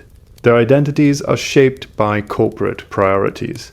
Many rise into fame very quickly and suffer as a result. Some are deeply damaged by the process. Some collapse publicly, some disappear, some die. All of that is real. The question is, what explains it? The Illuminati theory says the industry is controlled by a hidden order. The mainstream explanation says it is controlled by market incentives, managerial pressure, branding logic, and the extreme concentration of power in a few corporate institutions. The second explanation may be less exciting, but it is far easier to verify. Large media companies do not need a secret society to behave badly. They already have strong incentives to maximize profit, manipulate attention, manufacture controversy, and consume artists as products. The people who run these systems may be ruthless, but ruthlessness is not the same thing as conspiracy in the grand, hidden, multi-generational sense. That distinction matters, because when the same bad outcome can be explained by a visible structural problem, You do not need to invoke a secret occult network to make sense of it. You may still choose to, but you are no longer required to. The seventh objection is about leakage. Conspiracy theories often rely on the assumption that secrecy can be maintained indefinitely if the right people are careful enough. But history suggests otherwise. Watergate was a conspiracy, and it was exposed. Iron Contra was a conspiracy, and it was exposed. COINTLPRO was a conspiracy, and it was exposed. MK Ultra was a conspiracy, and it was exposed. The Manhattan Project involved thousands of people, and it remained secret for a time, but not forever. This is important because it shows that real conspiracies do exist and that secrecy can be maintained at scale for meaningful periods. So, the skeptic cannot simply say, large conspiracies never happen. They do. But there is a difference between a covert program that lasts years and one that spans centuries. The bigger the structure, the more likely it is that someone talks. The more jurisdictions involved, the more records are created. The more generations pass, the more institutional memory drifts. The more people who are involved in a plan, the harder it becomes to keep the plan coherent. So, yes, the leakage objection is strong. It is not absolute, but it is strong enough to make the most extreme versions of the Illuminati theory historically difficult. The eighth objection is methodological. This is one that sometimes gets ignored, because it is less dramatic than the others. It asks, how would we know if the theory were true? A theory needs criteria. It needs some way to distinguish between evidence that supports it and evidence that does not. If every coincidence counts as confirmation, and every contradiction counts as proof of deeper concealment, then the theory becomes self-sealing. It can never be wrong. And if it can never be wrong, then it stops behaving like a historical hypothesis and starts behaving like a worldview. That does not automatically make it false, but it does make it difficult to test. That is one reason academic historians are reluctant to accept the Illuminati framework in its broadest form. Not because they think power is innocent, not because they think governments are transparent, but because the theory often expands to absorb every objection. The line between evidence and interpretation becomes too thin. And once that happens, the theory starts explaining everything by explaining nothing in particular. Even so, the skeptical position has its own weaknesses, and these weaknesses deserve attention because skepticism can become too convenient. It can become a way of dismissing serious concerns about power by labeling them irrational before they are examined. That is a mistake, because the record of elite coordination is not speculative. It is documented. Private meetings among world leaders do happen. Closed-door policy negotiations do happen. Financial networks do influence governments. Intelligence agencies do operate secretly. Media institutions do shape public perception in ways that are not always transparent. Corporate interests do steer public policy. Regulatory capture is real. Revolving doors between public office and private industry are real. People with enormous wealth do use it to preserve and expand their influence. These are facts, not theories. And the skeptical position can sometimes understate them, as if acknowledging the reality of hidden coordination will somehow open the door to every wild claim at once. It will not. But neither should it be denied. There is also a tendency in mainstream discourse to treat conspiracy thinking as a pathology in itself, rather than as a response to real conditions. That can be convenient. If you can label a question irrational, you do not have to answer it. If you can dismiss the person asking as paranoid, you do not have to examine the structure they are pointing toward. And historically, institutions have taken advantage of that. There have been real abuses hidden behind official certainty, real surveillance, real propaganda, real experiments on human beings, real policy decisions made in secret and presented later as if they were inevitable. So while the skeptic is right to demand evidence, the skeptic is wrong if that demand becomes a blanket refusal to acknowledge that elite secrecy exists at all. The world is not transparent. It never has been. This creates an uncomfortable middle ground on one side.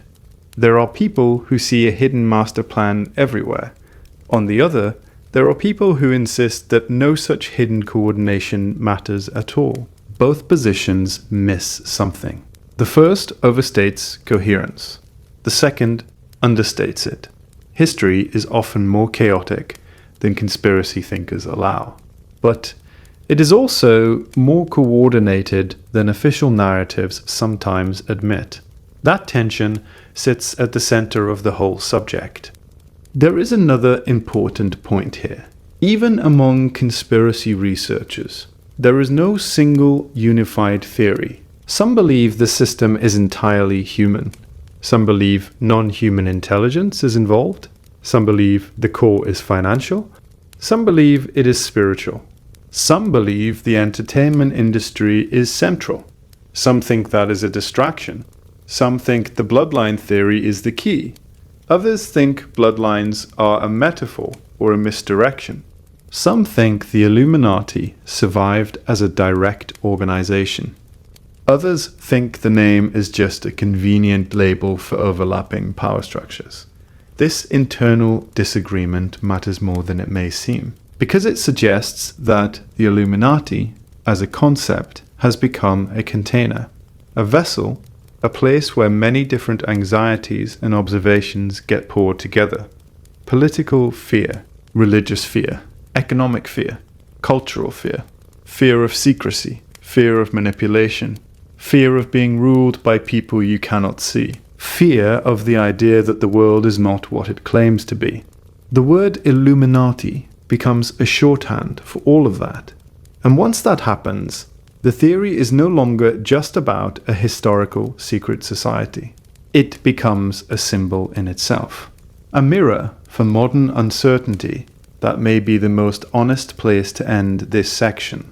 The documented Illuminati existed. The broader myth around it grew from real secrecy, real power, and real historical trauma. The strongest versions of the conspiracy go well beyond the evidence. But the skeptical dismissal of all such concerns can be too tidy.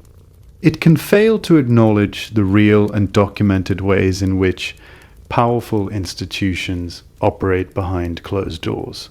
So where does that leave us? Not with certainty, not with a verdict, but with a clearer sense of the shape of the thing. A real society became a myth. A real myth grew around real power. A real fear attached itself to symbols, to families, to institutions, and to events that never fully stopped feeling strange. And once that happened, the Illuminati stopped being only a historical organization. It became a language, a way of naming hiddenness itself, a way of speaking about what people sense when they look at the world and feel that there is more happening beneath the surface than they are being told. That feeling may or may not point to a single hidden order, but it is not imaginary. It is one of the oldest human responses there is, and it is why this story keeps coming back. The open questions. We've covered a great deal of ground tonight, and it would be a particular kind of dishonesty to end this by wrapping it all up neatly, by telling you exactly what to think, or by pretending that the questions raised by 2.5 centuries of Illuminati theory have clean answers. They don't. So instead, let's sit for a few minutes with the questions that genuinely remain open, not as anxiety-producing puzzles, but as invitations to wonder, the kind of questions that have occupied some very serious minds for a very long time. The kind of questions that do not go away just because we would prefer them to. The first open question is this: how much coordination is actually happening among the world's most powerful people, and how would we know? That sounds simple at first. It is not. Because there is a wide difference between a conspiracy in the narrow sense and a pattern of elite coordination in the broader sense. We know that private meetings happen. We know that policy is influenced by people who are never elected. We know that large financial and political institutions talk to each other in ways the public does not fully see. We know that some of the most important decisions affecting ordinary people are shaped in rooms that ordinary people will never enter. The Bilderberg Group is a good example. It began in 1954 and operated largely in secrecy for decades. The World Economic Forum gathers heads of government, corporate executives, bankers, academics, and media figures in Davos every year. These meetings happen. The conversations that happen there are not in any meaningful sense public, and that alone raises questions that are not fringe at all. They are questions about democratic accountability, about transparency, about who gets to shape the future before the rest of us are even told a decision has been made. So the question is not whether coordination exists. It plainly does. The question is what kind of coordination it is, how far it reaches, and how much of it is legitimate governance versus private influence that has outgrown public oversight. That remains open. And perhaps it remains open because the answer is not clean enough to fit into a slogan. The second open question is older. What actually happened to the knowledge of the ancient world? This is one of the quietest and most haunting questions in the whole Illuminati narrative, because it reaches beyond conspiracy and into loss.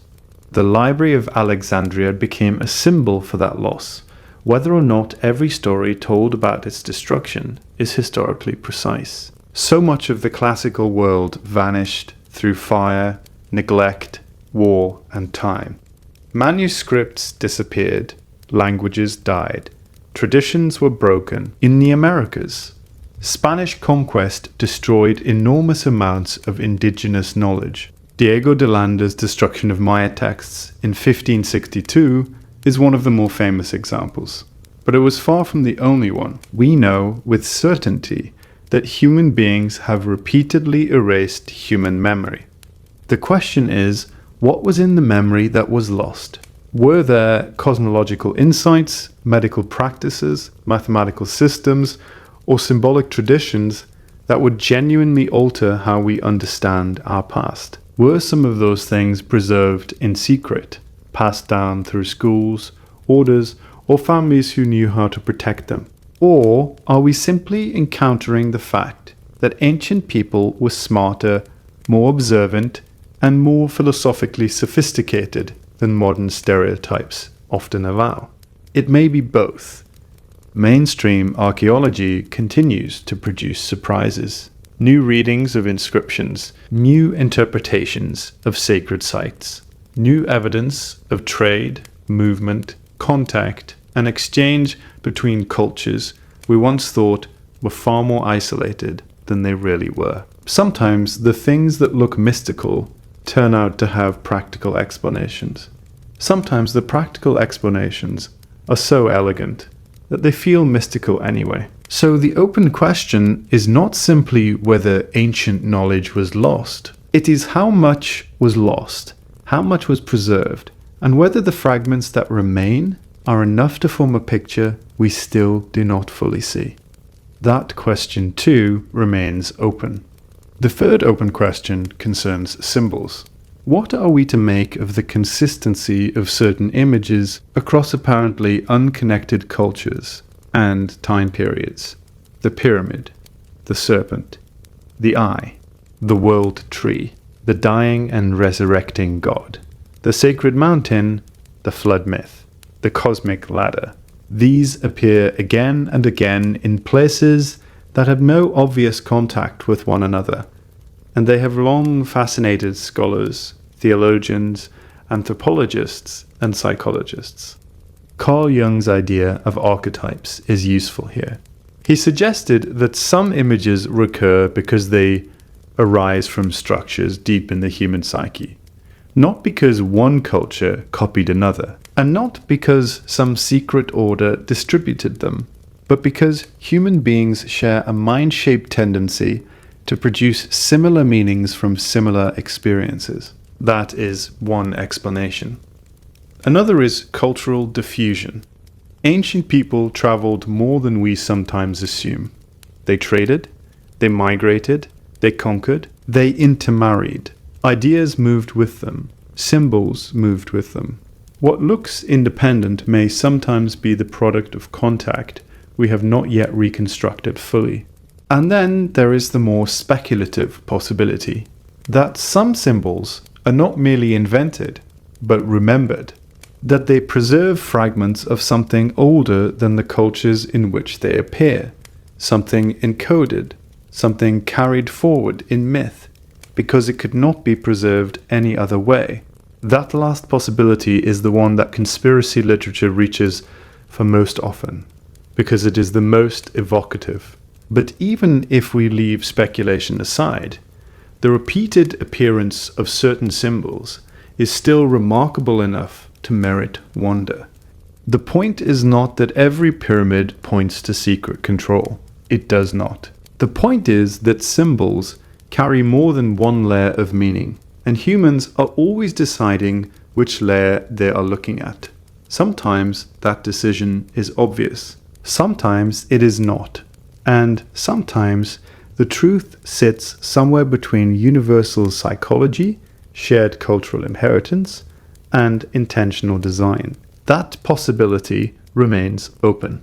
The fourth open question is about purpose. If something like the Illuminati project were real, if a hidden order had been operating for centuries, what would it want? This is not as simple a question as it seems. Different theorists give very different answers. Some say it wants wealth. Some say power. Some say population reduction. Some say centralized world government. Some say the destruction of traditional religion. Some say the awakening of a new consciousness. Some say something non-human is involved, and the goal is not merely material control, but a kind of spiritual gateway or energetic alignment. The diversity of these answers is informative. It suggests that the Illuminati functions not only as a theory about power, but as a container for human fear about power.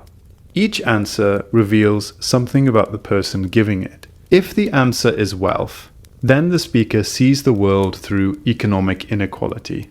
If it is religion, then the speaker sees the world through spiritual conflict. If it is population reduction, then the speaker sees the world through ecological or demographic dread. If it is non-human intelligence, then the speaker sees the world through myth and cosmology. That does not mean all of these claims are equally plausible. They are not. But it does mean the theory itself has become a screen onto which different anxieties are projected. And yet, even with that in mind, the open question remains, what would a hidden order want if it existed? Control is one answer, but control for what end? Every theory eventually has to answer that, and none of the answers are fully satisfying. The fifth open question may be the most personal of all. Why does the Illuminati theory persist?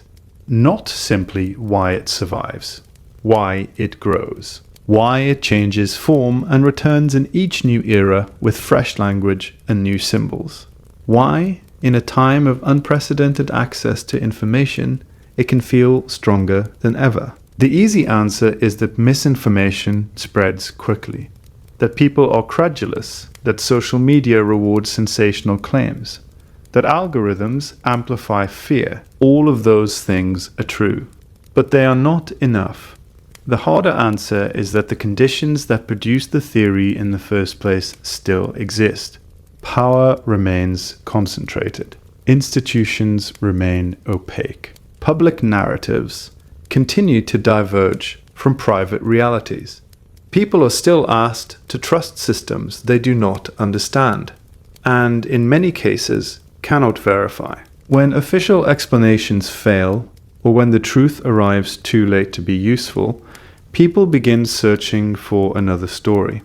And sometimes the Illuminati theory arrives ready-made. It offers coherence, it offers agency. Even if that agency is dark, hidden, and unsettling, it is still better for many people than chaos. This is not because people are foolish. It is because uncertainty is exhausting. And the more opaque the world feels, the more attractive a theory becomes that says, in effect, there is a plan after all. The question then is not merely why people believe, it is what need the belief is meeting.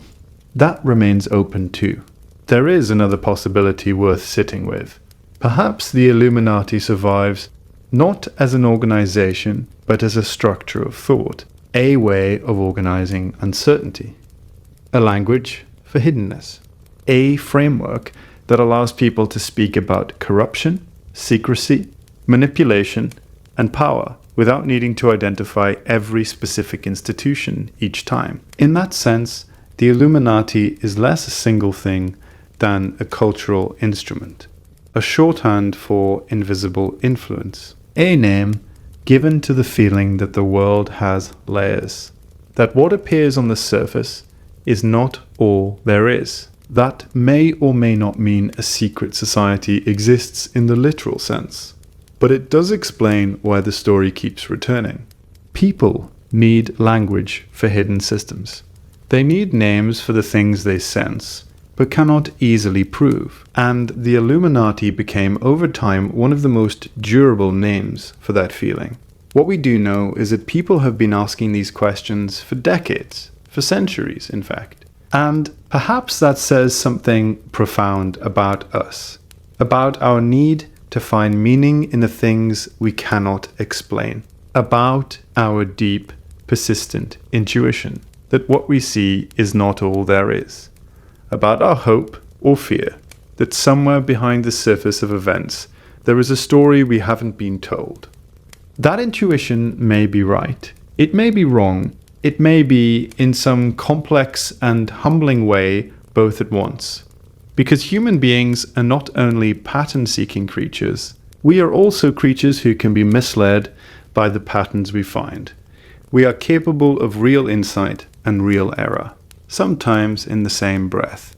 That is part of why these stories endure. They live in the same part of the mind that wonders, that suspects, that connects, that refuses to accept the first explanation just because it was the easiest one offered. And in a world as complicated as ours, that instinct is not always a flaw. Sometimes it is the beginning of inquiry. Sometimes it is the beginning of paranoia. And sometimes it is difficult to tell which one we are looking at until much later. So we can sit here quietly with the final uncertainty, not because the questions have been solved, but because they have not. How much coordination is real? How much is illusion? How much was lost? How much of the symbol world is inherited?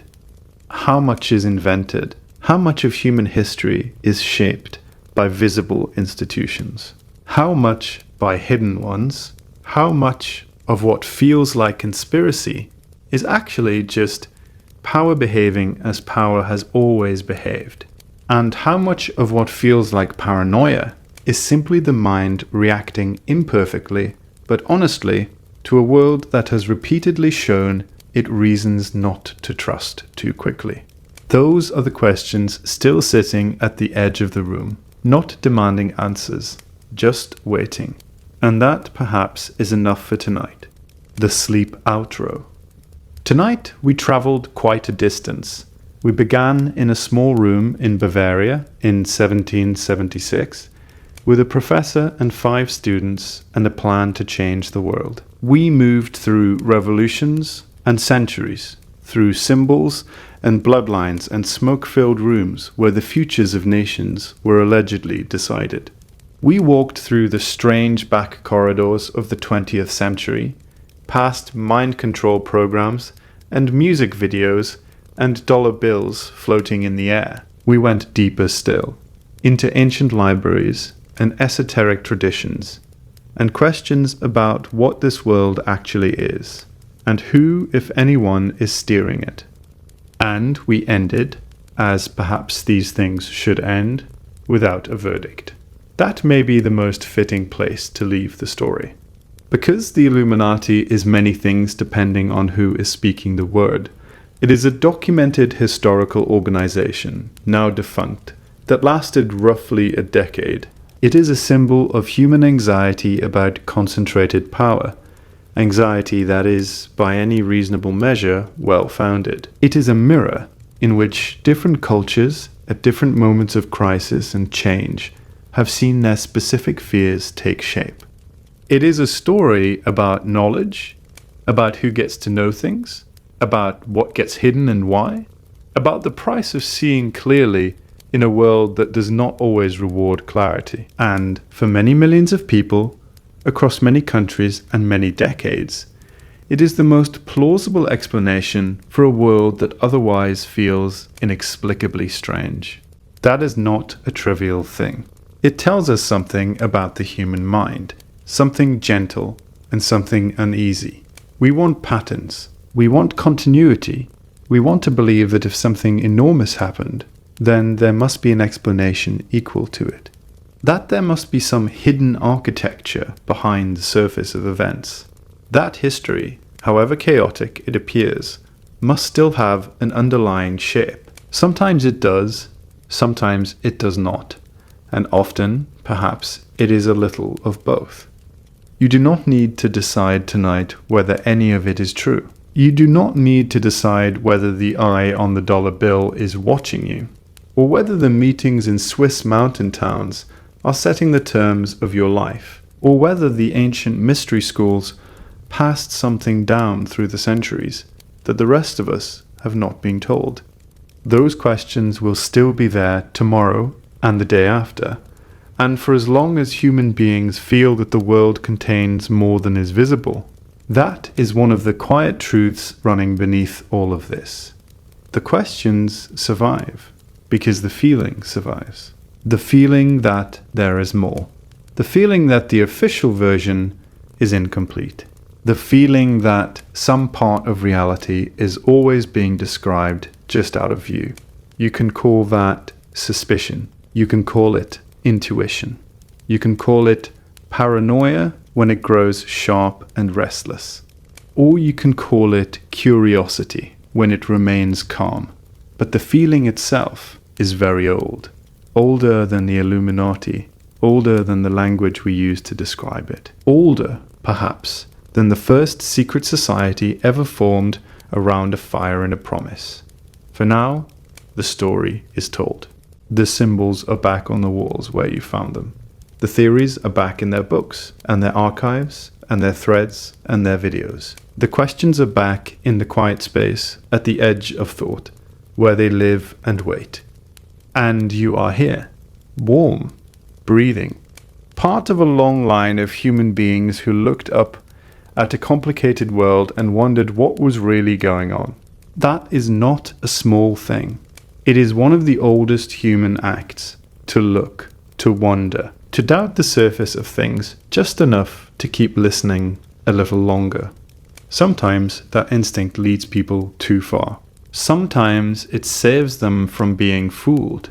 Sometimes both happen at once. And that may be why the story remains so powerful. It can be used badly. It can also be used as a way of staying awake to power. The danger is not only believing too much, it is also believing too little. So perhaps the most honest posture is not certainty. Perhaps it is attention, quiet attention. The kind that notices who benefits. The kind that notices what gets hidden. The kind that can hold a question without immediately trying to crush it into an answer. Whatever is out there, whatever is true, and whatever is story, it will still be there in the morning. And the morning is a useful thing. It gives us distance. It gives us perspective. It lets the mind return to the questions with a little less heat. What looked enormous in the dark can seem smaller in daylight. What seemed impossible at midnight can seem almost ordinary by breakfast. But not everything loses its power in the morning. Some questions become clearer. Some become gentler. Some remain exactly as strange as they were before. The Illuminati is one of those questions. It never entirely settles. It just changes shape. In the centuries since Adam Weishaupt, the name has been attached to revolutions, to bankers, to symbols, to pop stars, to secret meetings, to mind control, to ancient gods, to hidden schools, to cosmic predators, to the fears of every generation that inherited the story and made it its own. A real society became a myth. A myth became a lens became a language. And in that language, people found a way to speak about power without always having to name every institution individually. About corruption without listing every corrupt act. About hidden influence without seeing the whole machine. That is part of why the story endures. It is useful to people who feel that something is wrong, not always because they are right in the particulars, but because they are trying to name a larger unease. A world this large should not feel this unaccountable. A civilization this advanced should not feel this opaque, and yet, many days it does. So, let the story settle. Let it drift away from the sharp edges of certainty and into the softer place where old stories rest. The professor in Bavaria, the secret lodge, the hidden hand, the symbol on the dollar bill, the closed meeting in a mountain town, the camera flash, the stage light, the old libraries, the burned manuscripts. The questions that never quite stop moving, they do not need to resolve tonight. They only need to quiet down. And perhaps that is enough. Perhaps the purpose of a story like this, in the end, is not to frighten us or convert us or solve history. Perhaps it is simply to remind us that the world has layers. That public life is not always the same thing as private power. That symbols are never just symbols. That knowledge can be lost. That knowledge can be guarded. That people in every age have looked at the darkness around the edges of the map and wondered what was still missing. And now the room is becoming still. The questions are no longer sharp. They are distant. The arguments have softened. The symbols have gone quiet. The theories have done what they came to do. They have walked with you through the long corridor of uncertainty and left you at last at the edge of sleep. So let them fade. Let the history remain history. Let the myths remain myths. Let the questions remain open but not urgent. The world will still be here when you wake up. The old institutions will still be there. The old symbols will still be there. The old stories will still be there. And the human habit of looking behind the curtain will still be there too. It always is. Whatever lies beneath the surface of things, it is patient. It does not need to be solved tonight.